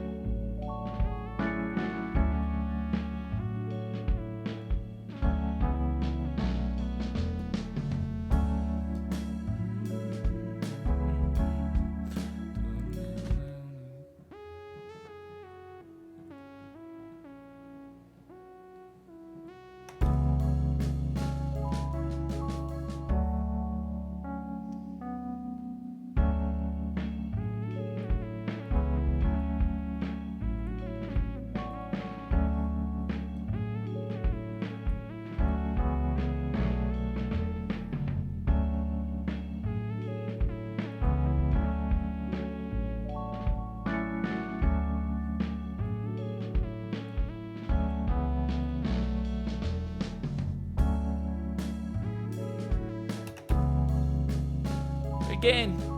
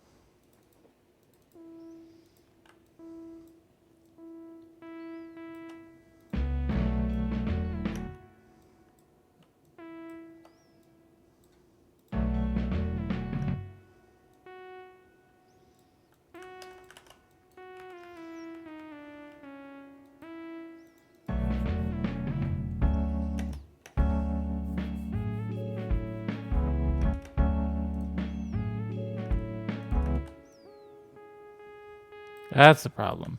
Actually, what if I grabbed everybody and just made it the same?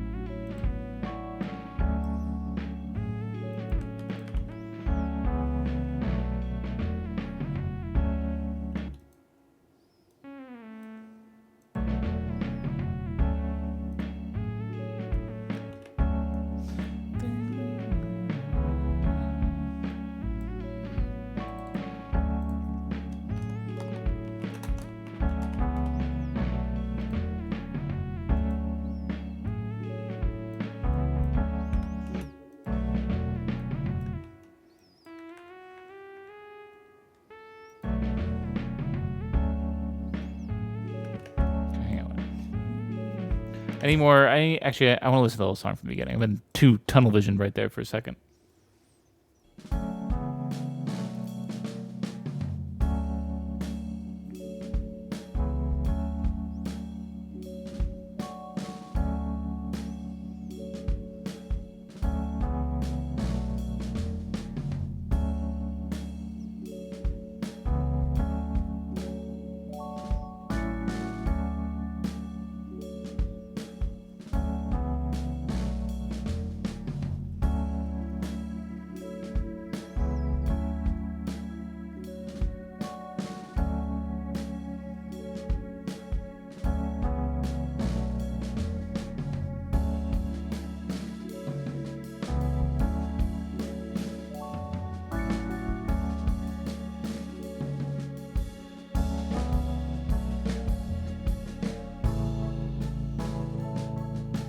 It does feel a little out of the blue with the drums now.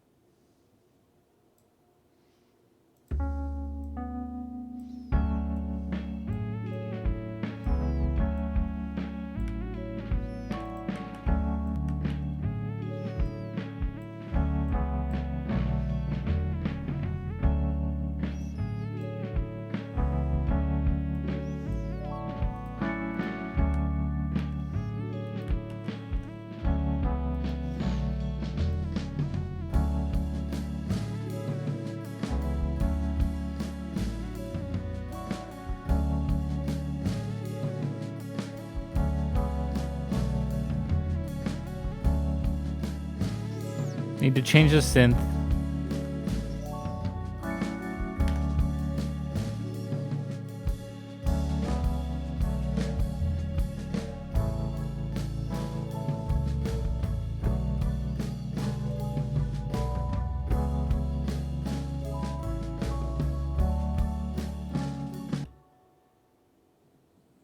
Wait a minute.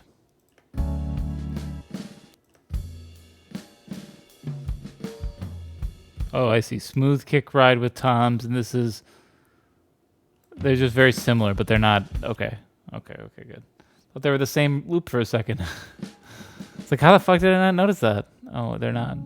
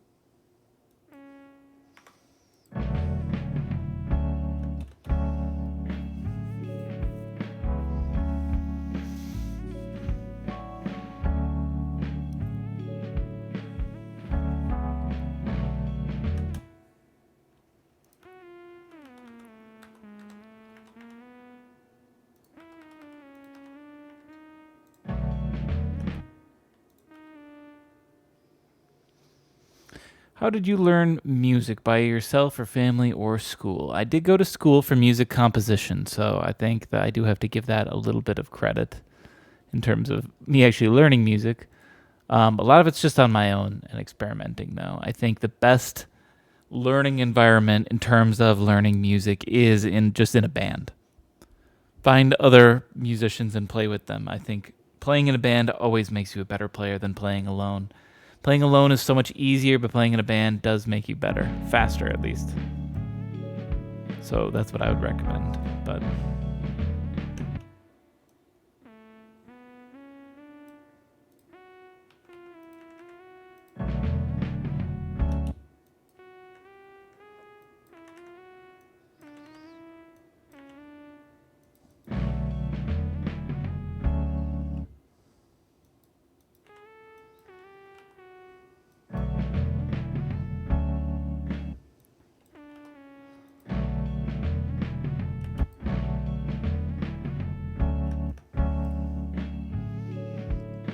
you're welcome. But otherwise, not really through any family or anything. I didn't have any like super musical family members that I learned from. I had an uncle that worked in the music industry more in that he worked for a company that sold guitars. And then he moved from, he worked for Ovation, and then he moved and he worked for Fender for a little bit, which is cool and all. He played guitar casually, but like not like in a band or anything. And he also wasn't, I can't like be like, that's why I got into music because he gave me a guitar. No. He was always like, yo, what kind of guitar you want? Let me know. I'll hook you up. And I would like say these types of guitars. And he'd be like, yeah, I'll see what I can do. I never got a guitar from him ever. He was all talk in terms of the hookups with the guitars he could get me. Even like when I was in bands and playing and stuff like that, he'd be like, "Oh yeah, we'll sponsor you. I'll get you a guitar." I was like, "Yeah, dude, anything." It became a certain point, and never happened. That's okay.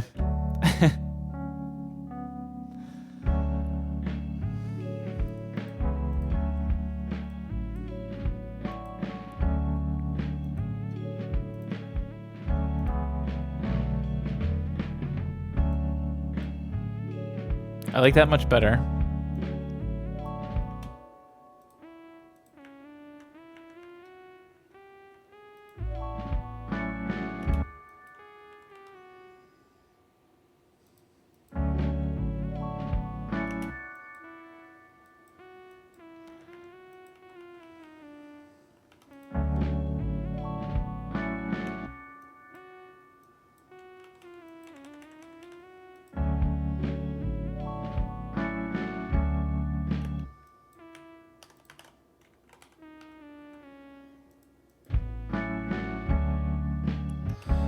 My uncle played tuba in high school and very good at piano as well. My mother also knows sheet music, but she never teach me. Oh, my sister's husband is playing metal band. That's cool. Yeah, it's tough when I don't know, because you'd be like, "Oh, never taught you." Would you think you would have sat through it as a kid? I know. I think that too. Where I'm like, man, I wish I'd have done this as a kid. I wish I would have learned this as a kid. But then I'm like, man, when I think about when I was like as a kid, I don't blame anyone for not having the patience for not like sitting me down and teaching me this or something. If you as a kid have the passion and you pursue it on your own, that's one thing. But like, yeah, I guess it all depends.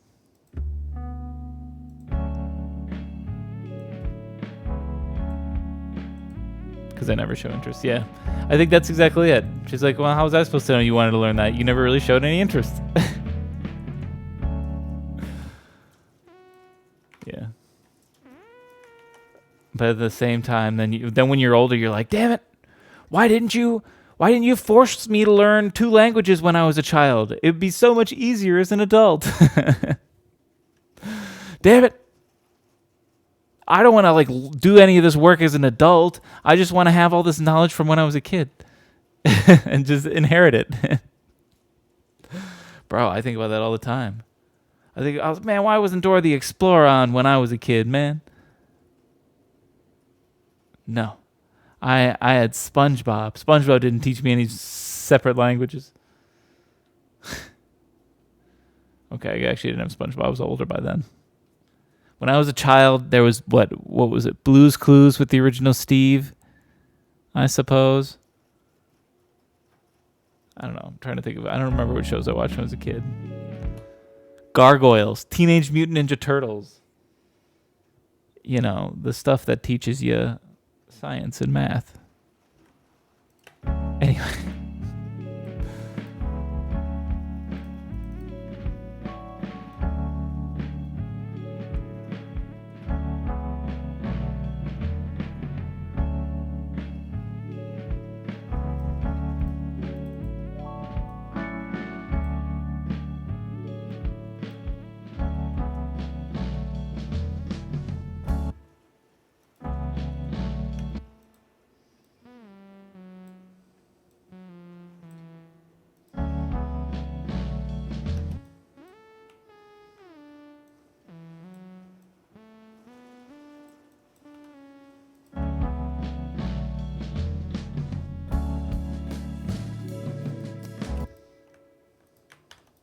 Copy, paste.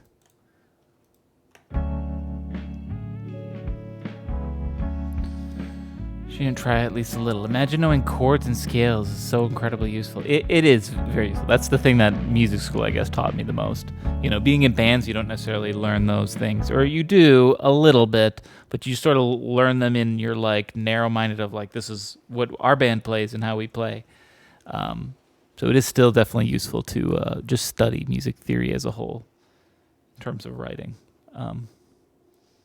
Like I said, playing with a band, I think, is the most important thing, because if you can play with a band, you eventually can just kind of figure it out. And then playing with a band is also the most fun way. So, you know, like music theory and learning scales and stuff can genuinely get boring. So if you like focus really, really hard in your music studies in that field, you could bore yourself out of music before you get to the fun part of playing it. So if you start with the fun part of playing it, which a lot of times you can do without knowing your instrument even necessarily that well, then you just sort of, you get inspired then to like want to learn scales and chords more, because then you're like, man, it was so fun doing this. It'd be so great if I could do that as well and do this and do better. And yeah. I heard that if you want to know piano stuff, you can also play guitar without much issue, or was it opposite? I don't remember. Well, I don't know that guitar and piano directly carry over in terms of skills, because I'd almost even say that like guitar and bass carry over closer still, in that they're both stringed instruments that go like this. And not to mention the frets, the fretboard is built exactly the same on both. It's just one, you don't really focus on chords, you care about individual notes, whereas the other, you can be more focused on chords and harmony. I do think that learning piano is, because I don't know that they're directly related, but I do think it can be insanely useful, and in terms of like making you a better songwriter on guitar. For example, there's a lot of instances when I'm writing something on guitar where I just sort of feel stuck, and I'm like, I don't really know where to go. I don't know what to do. I can feel this chord or where it's going to go, but I can't quite get what it's supposed to be. And if I just transpose it in piano, I'm just sort of like looking at it. It's the whole thing of just looking at it from a different angle. You know, and I'm playing from piano where I'm building the harmonies in the same way, but I'm just looking at them physically from a different angle, from above, as I'm pressing the key, and I can sort of think of different ways of forming chords. And I go, oh wait, what if I go this, da da da, and then I go, how would that be on guitar? It would be this, and oh, this chord. And then as soon as you strum that chord, sometimes it's like, oh my God, that was it. That was the missing one. And so it's definitely, I'd say piano is the most useful, like, composing tool. Outside of the fact that if you learn piano in the age of synthesizers, you could technically play any instrument, right? Thank you, Brat Cat. You know, if you know piano, you can, hey, look, I also now know saxophone.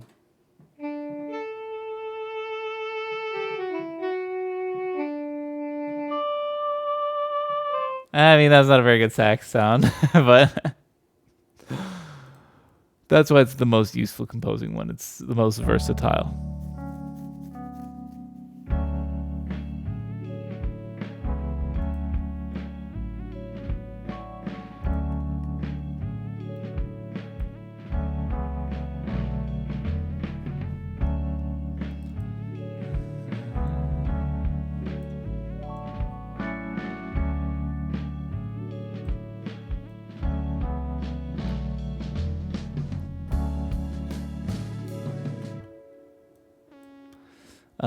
Exactly knowing piano keys, you can play on any instruments. Maybe even finger drum. That's, I guess, true. I can't finger drum with shit. I feel like I'm so bad. I'm terrible at this keyboard too, because I feel like for finger drumming too, I don't like doing it on keyboards. Some people can. It bugs me. I need one of these, which I do have here. This is just a touchpad. So what this does is it does record the velocity and action, I guess you could say, of touching this. I'm waking my dog up by doing this. But the more important thing is when you touch it, it's an instant reaction when your finger hits it.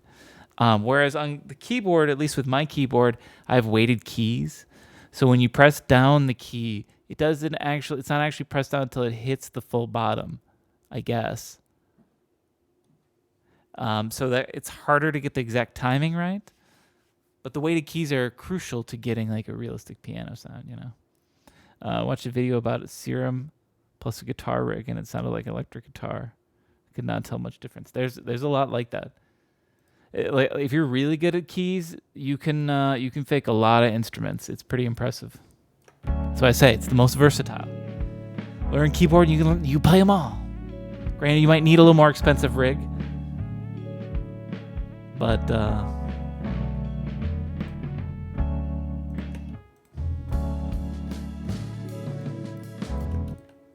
what happened to this note? I actually think it was my dog. He's laying his head on the keyboard. I think he pressed a button.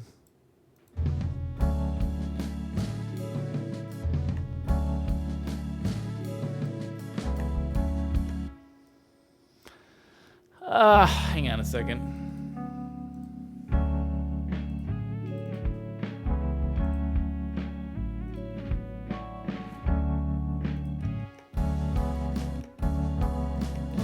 Could you just fucking stay in one spot, Ableton? God damn.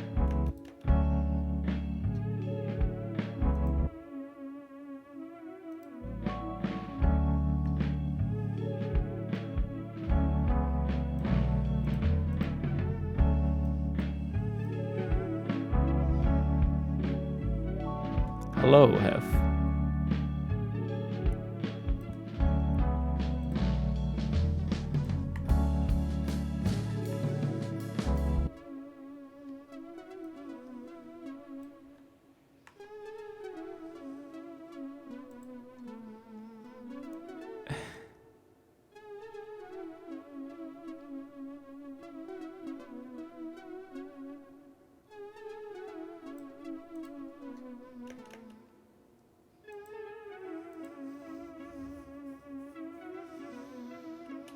Creative, beautiful ambient cinematic sounds. Absolutely.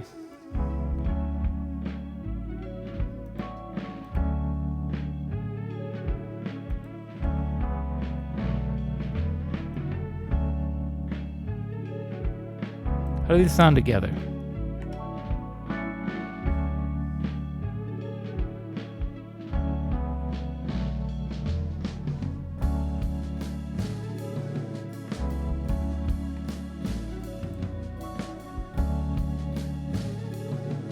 I like it in the filtered part.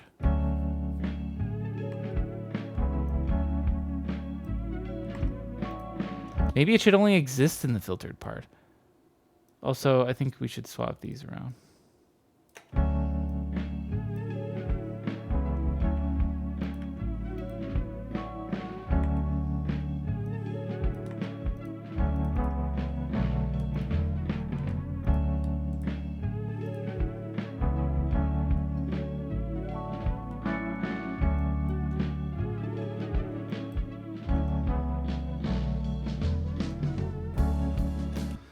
We'd Helldive and Slam? I don't have Helldiver yet still. So, no. Not right now.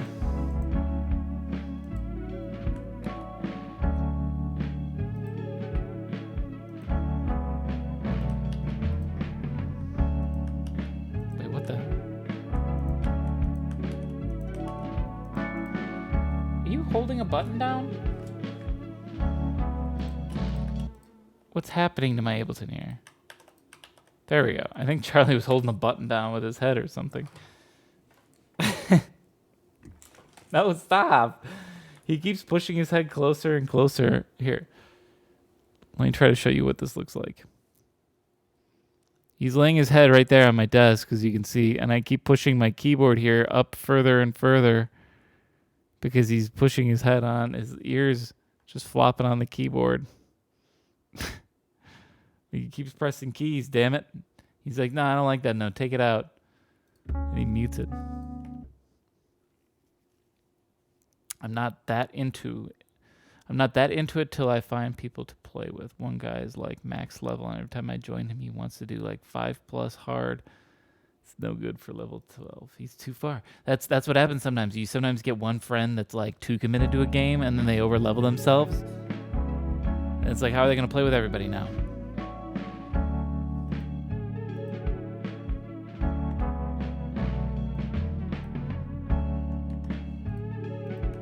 I don't know if this is going to sound good over here again. I like it here.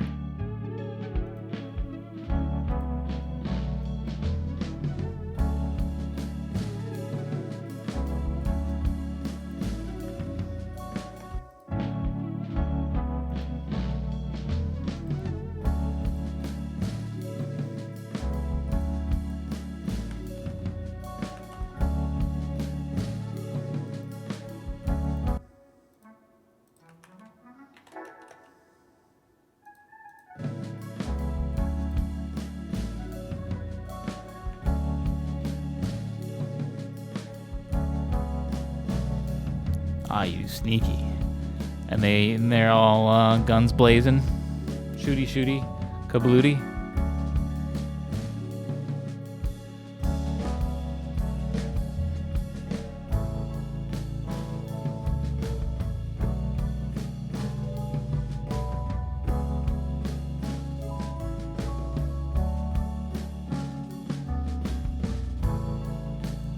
This needs work here, but I'm going to worry about that in a second.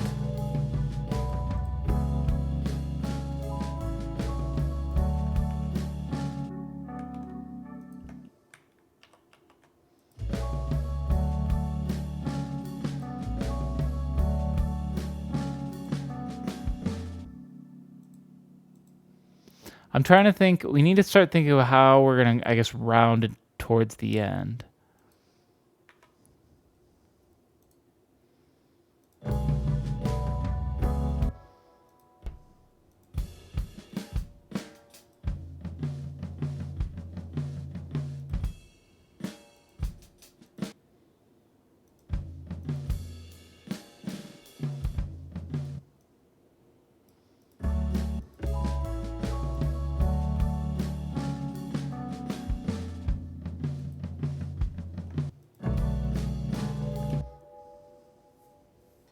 Didn't update your Ableton 11 to 12? Neither did I, actually. I think I'm still on the other Ableton. There wasn't a feature that I wanted. Totally forgot that there was actually even a new Ableton. I should probably do that eventually, right? If I want to be, you know, on top of everything.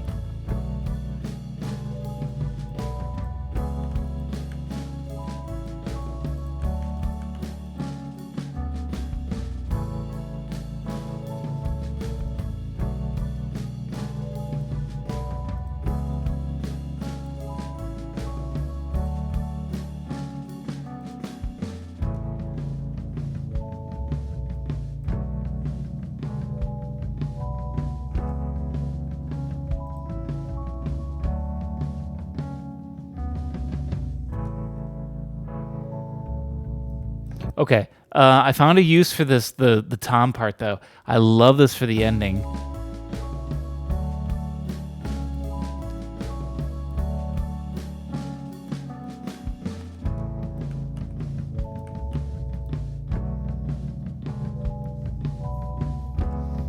Must update to still be a part of the gang. Honestly, a little bit. I just have to be the... People come here to see the latest and greatest Ableton technology. I can't be behind. You know what's funny, though, too, actually? I was thinking this the other day. Do I still have this? I do. I don't want to... well, okay. I still have Ableton 10 installed, actually. I do have it. I have 10 and 11 both installed on this computer. The reason being is that when I switched from 10 to 11, I kept 10 installed because I was too worried that it would be unstable and shitty and not work, and I might have to switch back to 10, so I kept it. And then I never switched back, but then I also never got around to deleting Ableton 10, so I still have 10 on my computer. I just checked. I just collect all my Abletons. Why not? I need to get 9. Go back and get 9. I've seen someone using Ableton 9. 9 was what I started Tunesday with. I guess there's some perspective with. We're hitting 8 years on Tunesday. When I started, it was Ableton 9. Then I was on 9 for years and years and years. Then I moved to 10, and I was on 10 for about 3 months, and then 11 came out, and then I moved to 11. And now I've been on 11 for years. So that's just how she goes.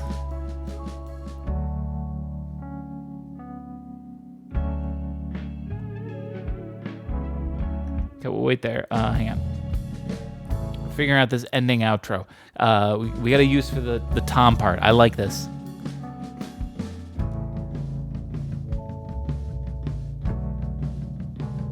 Try Bitwig? I've heard of that. Why have I heard of that? Someone told me it or something. Oh, it's made by Ableton devs, right? That's how I know of it. Or some old Ableton devs or something, I think.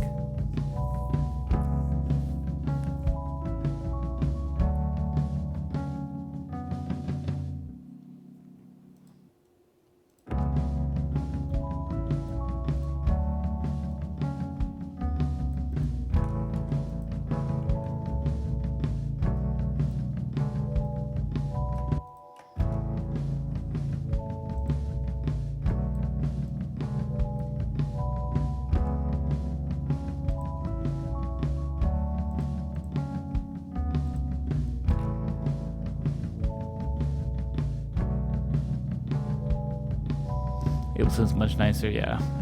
I've heard people say that too. They're like, oh, it's from past devs, but it's like, yeah, but I like the current devs. No offense to them, but like the current devs of Ableton are doing a pretty good job to me. I don't know. Why do I want the past devs' work? I'm enjoying this. I don't know. I've also said this before too. Like before I used Ableton, I actually used a lot of software. Like if we're going way back, then the very, very, very first DAW I technically ever used is the same one a lot of people use first, Audacity, right? Audacity, I don't know that you could really call. Okay, it is. It is a DAW, but it's not like a really, really good, commonly used professional one. It's used in circumstantial instances, I guess I should say. Nobody's recording their full album in Audacity. But then I moved on to GarageBand. When GarageBand felt too small, I upgraded to Logic. In between there, I tested out Digital Performer and Cubase, and then eventually switched to Ableton. Oh, and then also experimented with FL in between GarageBand before getting to Logic. No Reaper. I did not do any Reaper. So yeah, what's the ones? GarageBand, FL, Logic, Digital Performer, Cubase, Audacity, I guess, and then Ableton. And then, like I said, as soon as I hit Ableton, I just sort of didn't really feel like I had a reason. Like every other one, I had a reason I needed to move on, right? Audacity. I'm not going to record a whole album in Audacity. That's a pain in the ass. Let's try GarageBand. GarageBand's great until it just sort of felt a little too limiting. When I tried FL, I didn't like how FL is so like, at the time, it was so beat focused and so like you were counting in 16s and that's it. Which I guess can work well if someone struggles with counting, but I hated it. It felt too restrictive. So I never did more. And then once I felt like I couldn't do enough with GarageBand, moved on to Logic. And but then, I would have stayed with Logic probably for a while, but then I was switching to PC, moving off of Mac, and I was like, well, I need to use a new application, and Logic is Mac only. Who else? And I chose Ableton because it's Mac and PC. If I ended up going back to Mac, I'd still have my Ableton skills, I guess. And then I knew a lot of people that used it and said it was great. So gave it a try and literally have not had a reason not to. A lot of guitarists use Reaper. Okay.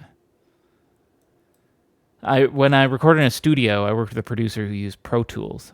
And he was like, Pro Tools had its heyday, right?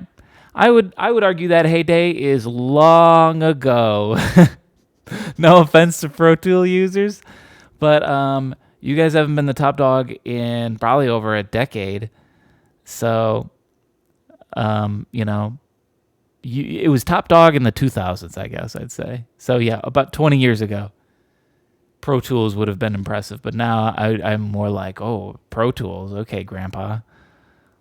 Anyways, that producer used Pro Tools, and he was like one of those guys where he was like, Pro Tools is the greatest thing ever, and I will never use anything else other than it. It's so, and he got it on it really early. And he's just like, it's the best. And I guarantee right now, he probably still does it all in Pro Tools. And I guess once you know it by like he does, then why not keep doing it? If it ain't broke, don't fix it. I'm sure there's still new versions of Pro Tools coming out because the hardcore dedicated are gonna keep using it. People that use Pro Tools are absolutely convinced it is the greatest thing ever. And there's nothing you could say or do that will ever change their mind. And that's fine. They can enjoy their Pro Tools in their corner, and we can enjoy our Ableton over in our corner.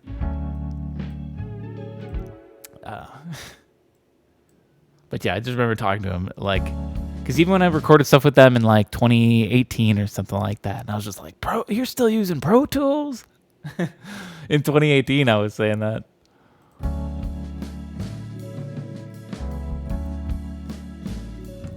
And whatever works.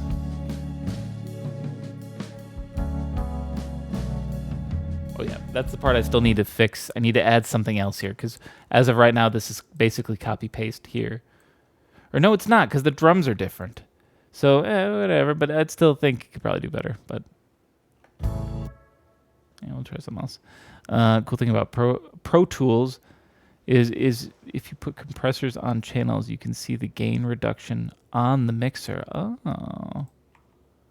Without having to like click the track. Yeah, because I guess in Ableton you'd have to select it all individually. Though Ableton does have separate like Windows monitors, I think, don't they? Yeah, like I can do second window, and if I do second window, it will basically, like this toggle I do for tab, it pops it out into a second window, which I do use that when I'm on my own. I don't ever use it with doing Tunesday though, because you guys got to see it all.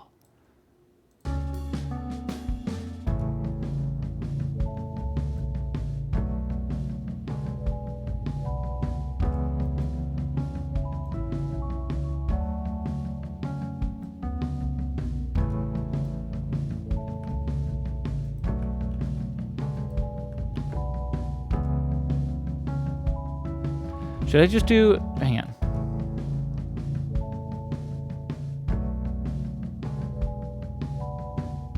I should do the simple bass.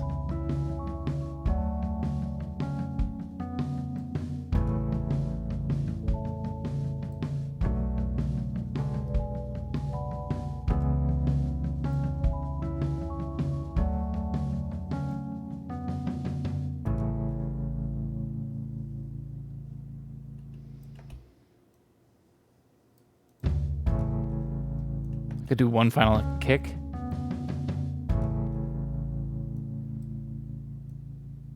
Yeah, that helps it like hang further. This needs to just go for days.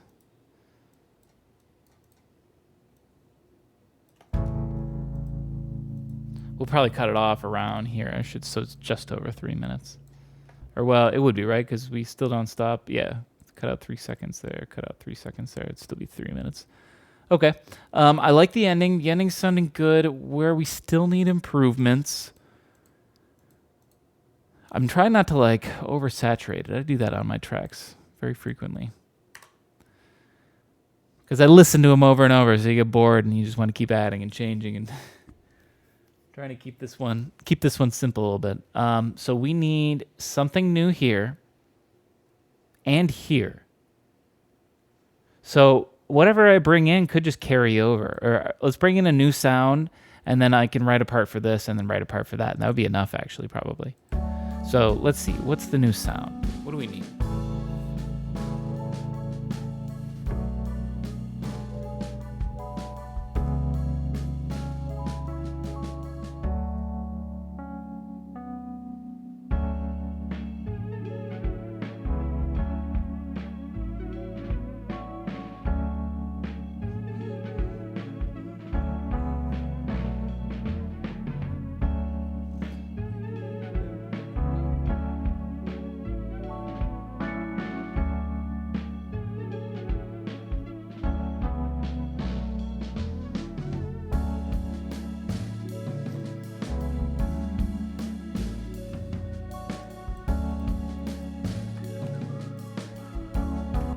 This would be the easiest thing if I could bring it over. It just sounds like shit, I feel like.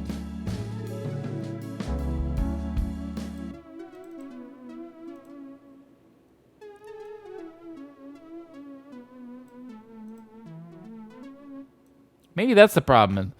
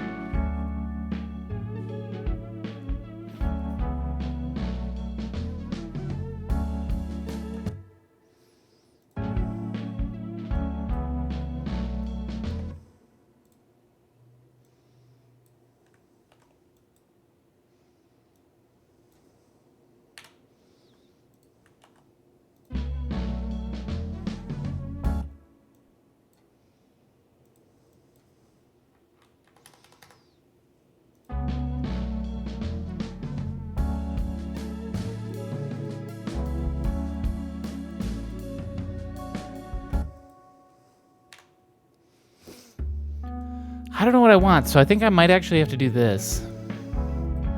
Let's look for a sample, because I really cannot figure out what I would want.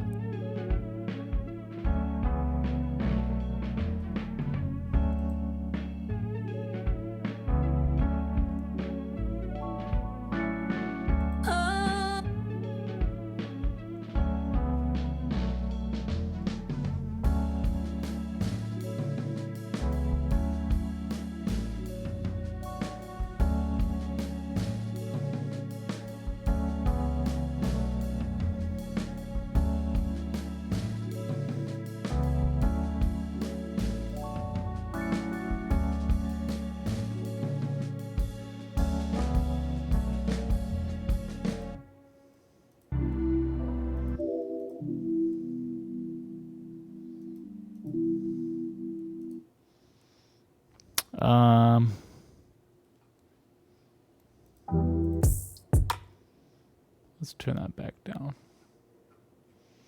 No, or you're not gonna let me turn it back down? Okay, fuck you.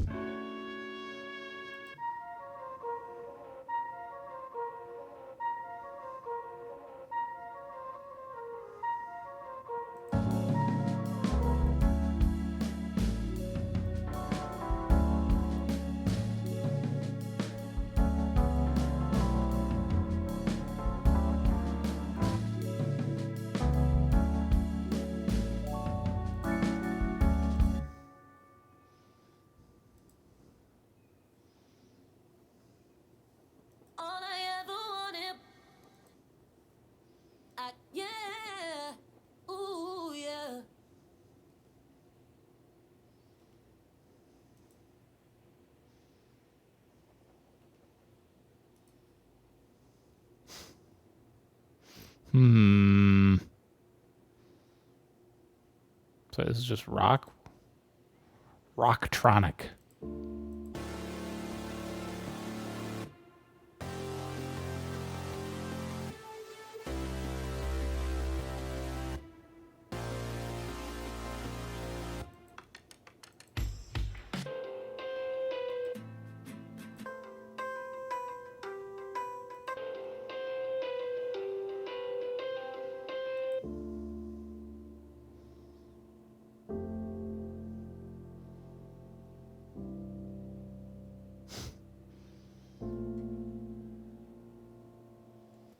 Pretty good chords, actually. Really nice chords. Why would you sell those? Write a song.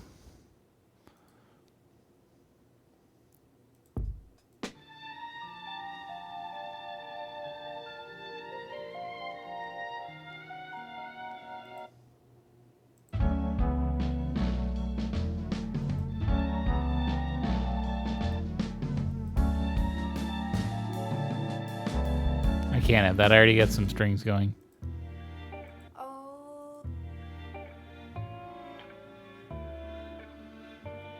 These are most popular for a reason.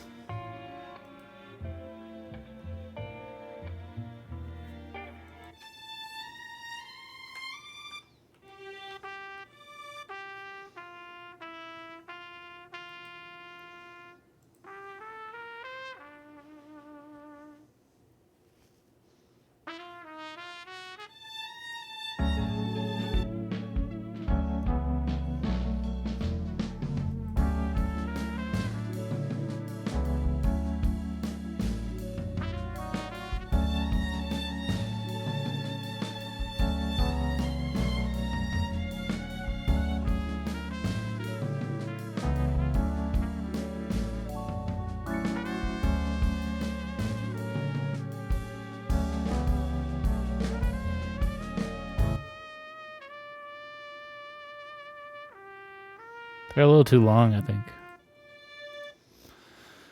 Let me go into my sounds that I... Oh, here. My likes. Ugh, I really need to stand up, but I can't. Because I got my dog on my lap. I'm so close to being done. Did I save this because I liked... Why did I save this one? I don't know. I assume I like the drums.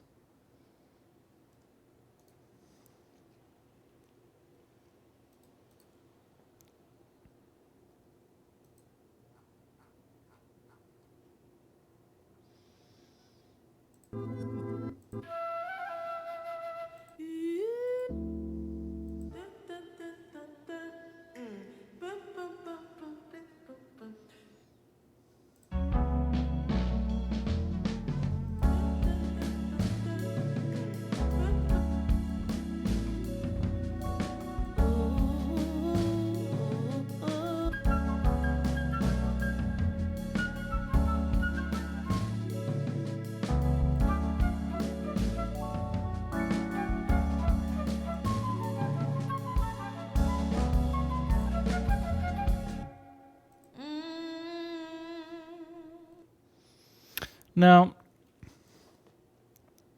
Flute would be nice, but that's not the right one. Whether or not I could find the right one.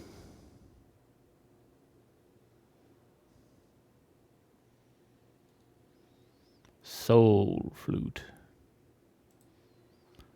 I really hope that, like, when I sort by BPM, okay, good. It should just negate the ones that have no BPM listed. Like, if there's no BPM, I don't even want to listen to you.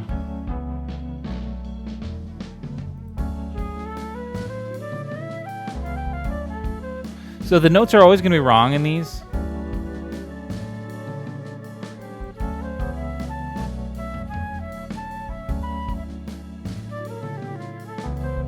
Kind of just listening to the rhythms. And I know the rhythms aren't even off, or are off too because it's not the right BPM.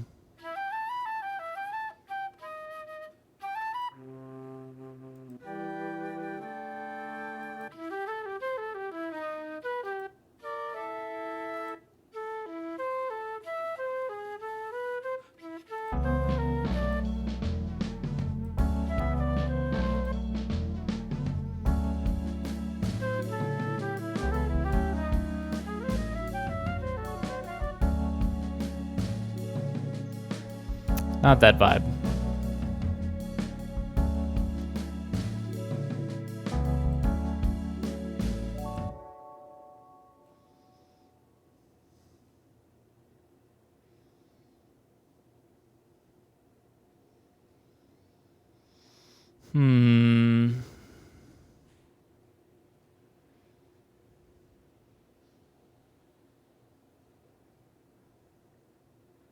I wish there was a pack of like just oohs and ahs. I would buy the whole damn thing.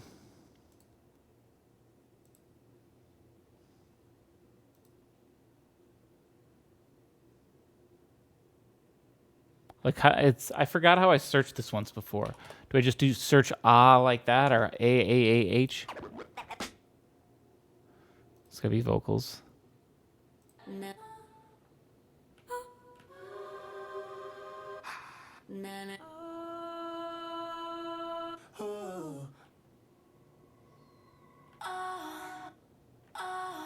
Let's try something already, because we have 2,000 results, right? So let's do something in our range. 75 to 80. Does that eliminate everybody? Just about.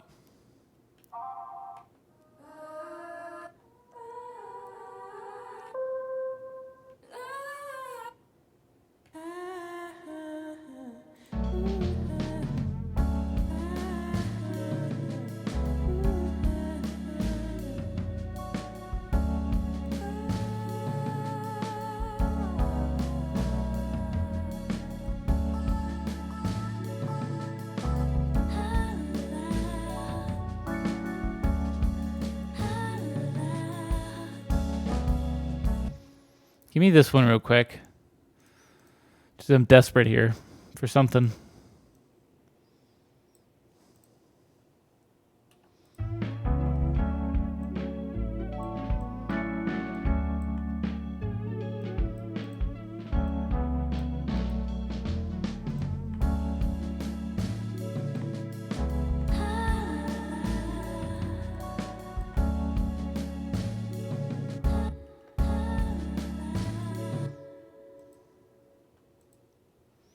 This is an A minor, though.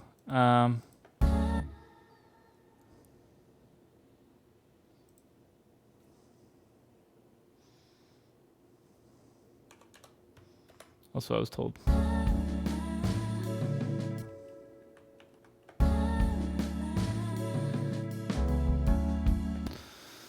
I'm told it was recorded at 75, but of course I bring it in and it's like, oh no, this is 91. Is it or is it not? Charlie, I love you, but you're driving me nuts. He's pushing his head further and further deeper onto my keyboard. He's pressing more buttons right now. If I bring it on again, you still say it's 91. Why? This says it's 75. So if I change you to 75, what happens? What if I unwarp you? And I set this to 75. And then we consolidate it.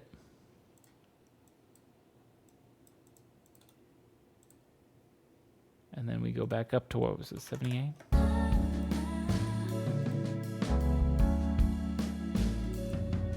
Stupid thing.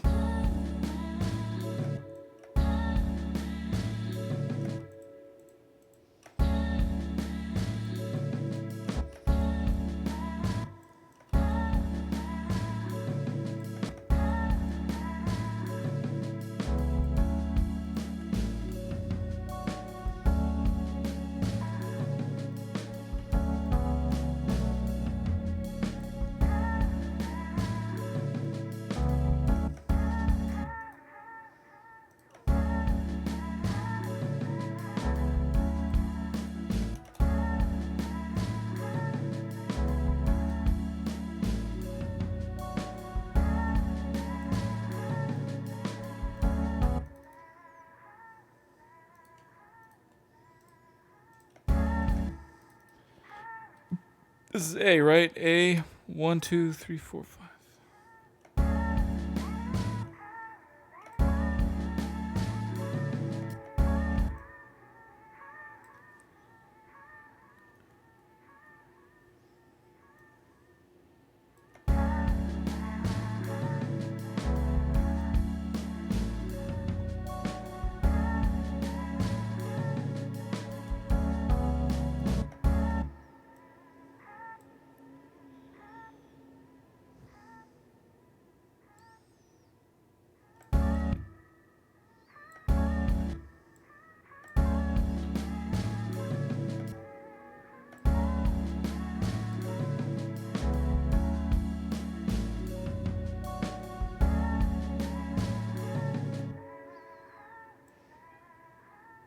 I think I'm trying to force this thing.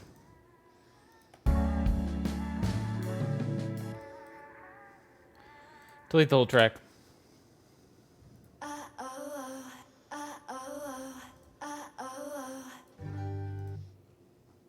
Fuck the BPM. I need it to be in D major. Hey, that was maybe the problem with the last one.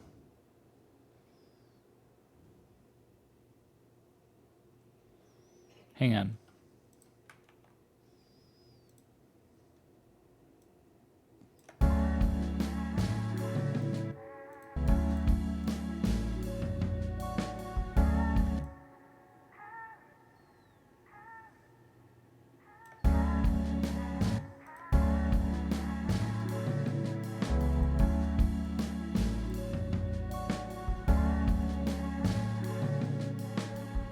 I think that's the problem. It's A minor. So I have to look at the relative minor. So what I was doing is I was taking this sound and I was going, oh, A minor. Well, this chord, this verse chord is in D. So let's just change it to D. And I changed it to D and I was like, this sounds like shit. It's because this is an A minor and this chord is in D major. So instead I moved it to the relative minor, or D major's relative minor, which would be F sharp. Actually, it's... wait a minute. That's not even right. B flat would be. I'm an idiot. Well, we moved it to F sharp and it sounds fine. What if we moved it to B flat, actually? So it'd be up +2? Let's do F sharp and then B flat.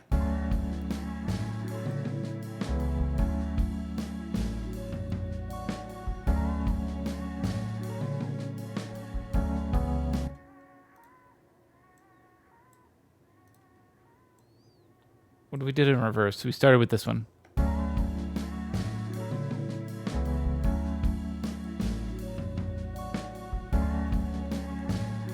think we got it.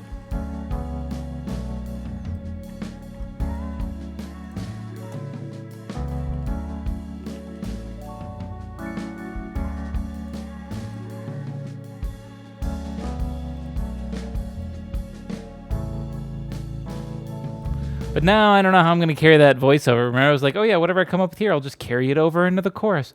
Well, this sounds nice and all, but I don't think this is going to sound very good over here.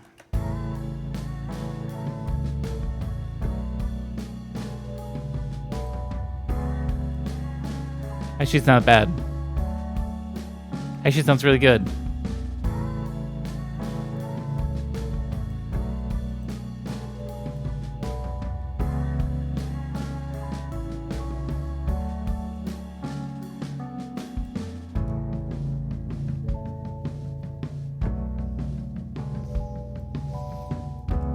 Okay, I actually think I might keep that. This came together a little easier than I thought at the end here. This might be the finished Tunesday, as simple as it kind of looks, especially considering that that's not used, and that's not used. 1, 2, 3, 4, 5, 6, 7, 8 total tracks. You could make this in Ableton Lite. Well, maybe. I don't know what other limitations Ableton Lite might have, but this is basically the track. But we got a lot of variety, right? We have our drums changing. You know, not only do they change the verse and the chorus, because these ones, this is no longer the same right here, and this is no longer the same here. We got a lot of drum variety throughout, so it kind of keeps it interesting. Keys don't have a significant amount of variety throughout. There's literally 2. There's this part and this part. Bass does have plenty, though, too. We got to go the simple part, and then more complicated, and then back to simple. And this is just filler. And then the violin is also kind of filler. I don't know, I like it. I dig it. I think that's going to do it for me. And it's not a bad way to kick off this Tunesday volume, I should say. Volume 33. So thanks for watching. Thanks for hanging out. I'm going to take off. You should take care of yourself and those you care about. I will catch you all next week for yet another Tunesday. Take it easy. See you later.